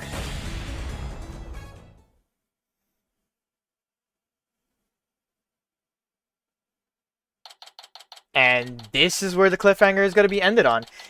I love that this is just going to be like probably 3 minutes on my VODs. Because I have to keep it on my VODs. So there's that. But let me see. No, not that. And return. Yes, here you go. Yes, it's fine. As long as I have it already saved prior to it. But there you go. There you have it. Our first trial. 3 hours and a couple of minutes. And there was a little bit of a setback, but it's okay. We fixed that situation. But yeah, I'm super down for this. Spirit of Justice has already been like that. Good. Off the bat. Music is great already. New characters introductions have been like really nice and like good to see. Obviously we have Phoenix. We're gonna meet Maya, maybe like in another trial, but Maya's eventually gonna come up. I think we're gonna be with Apollo and Trucy for this, is what it looks like, because we saw Trucy. And I probably already saw it on the little thing, the guide over here when I went to the next thing. But hey, we're here. We're on the final mainline Phoenix Wright game. Ace Attorney, Phoenix Wright, Spirit of Justice. I cannot wait to continue this. Next week, I will continue on the next trial. We're going to see how that pans out for everything else. As for tomorrow, because yesterday I did not do my Platinum playthrough stream, tomorrow will be that. I will make sure I make some time for that tomorrow. We'll probably do 2 gyms, maybe 1. I'm not too sure yet, because we have to do a little bit of mainline story stuff overall. But we'll see how it goes. We'll see how it goes. I think I'll probably do mainline story and a gym, and that'll be it. But other than that, I think I'm gonna call it here for the stream. Hope everyone who just dropped by, chilled out, vibed out, lurked, anything like that, appreciate you. For anyone who just came by, any sort of support, always love. YouTube, if you got to this point, I hope you're having a good day. I hope you have a great day. I hope you have a great night. Wherever you are in the world, I hope everything is a blessing for you. Because you made it all the way to my end of the stream. And I always appreciate you getting out to the end of the stream. Thank you very much for watching the entire VOD. Other than that, I'm going to call it a stream. I hope to see you guys tomorrow for some Pokemon.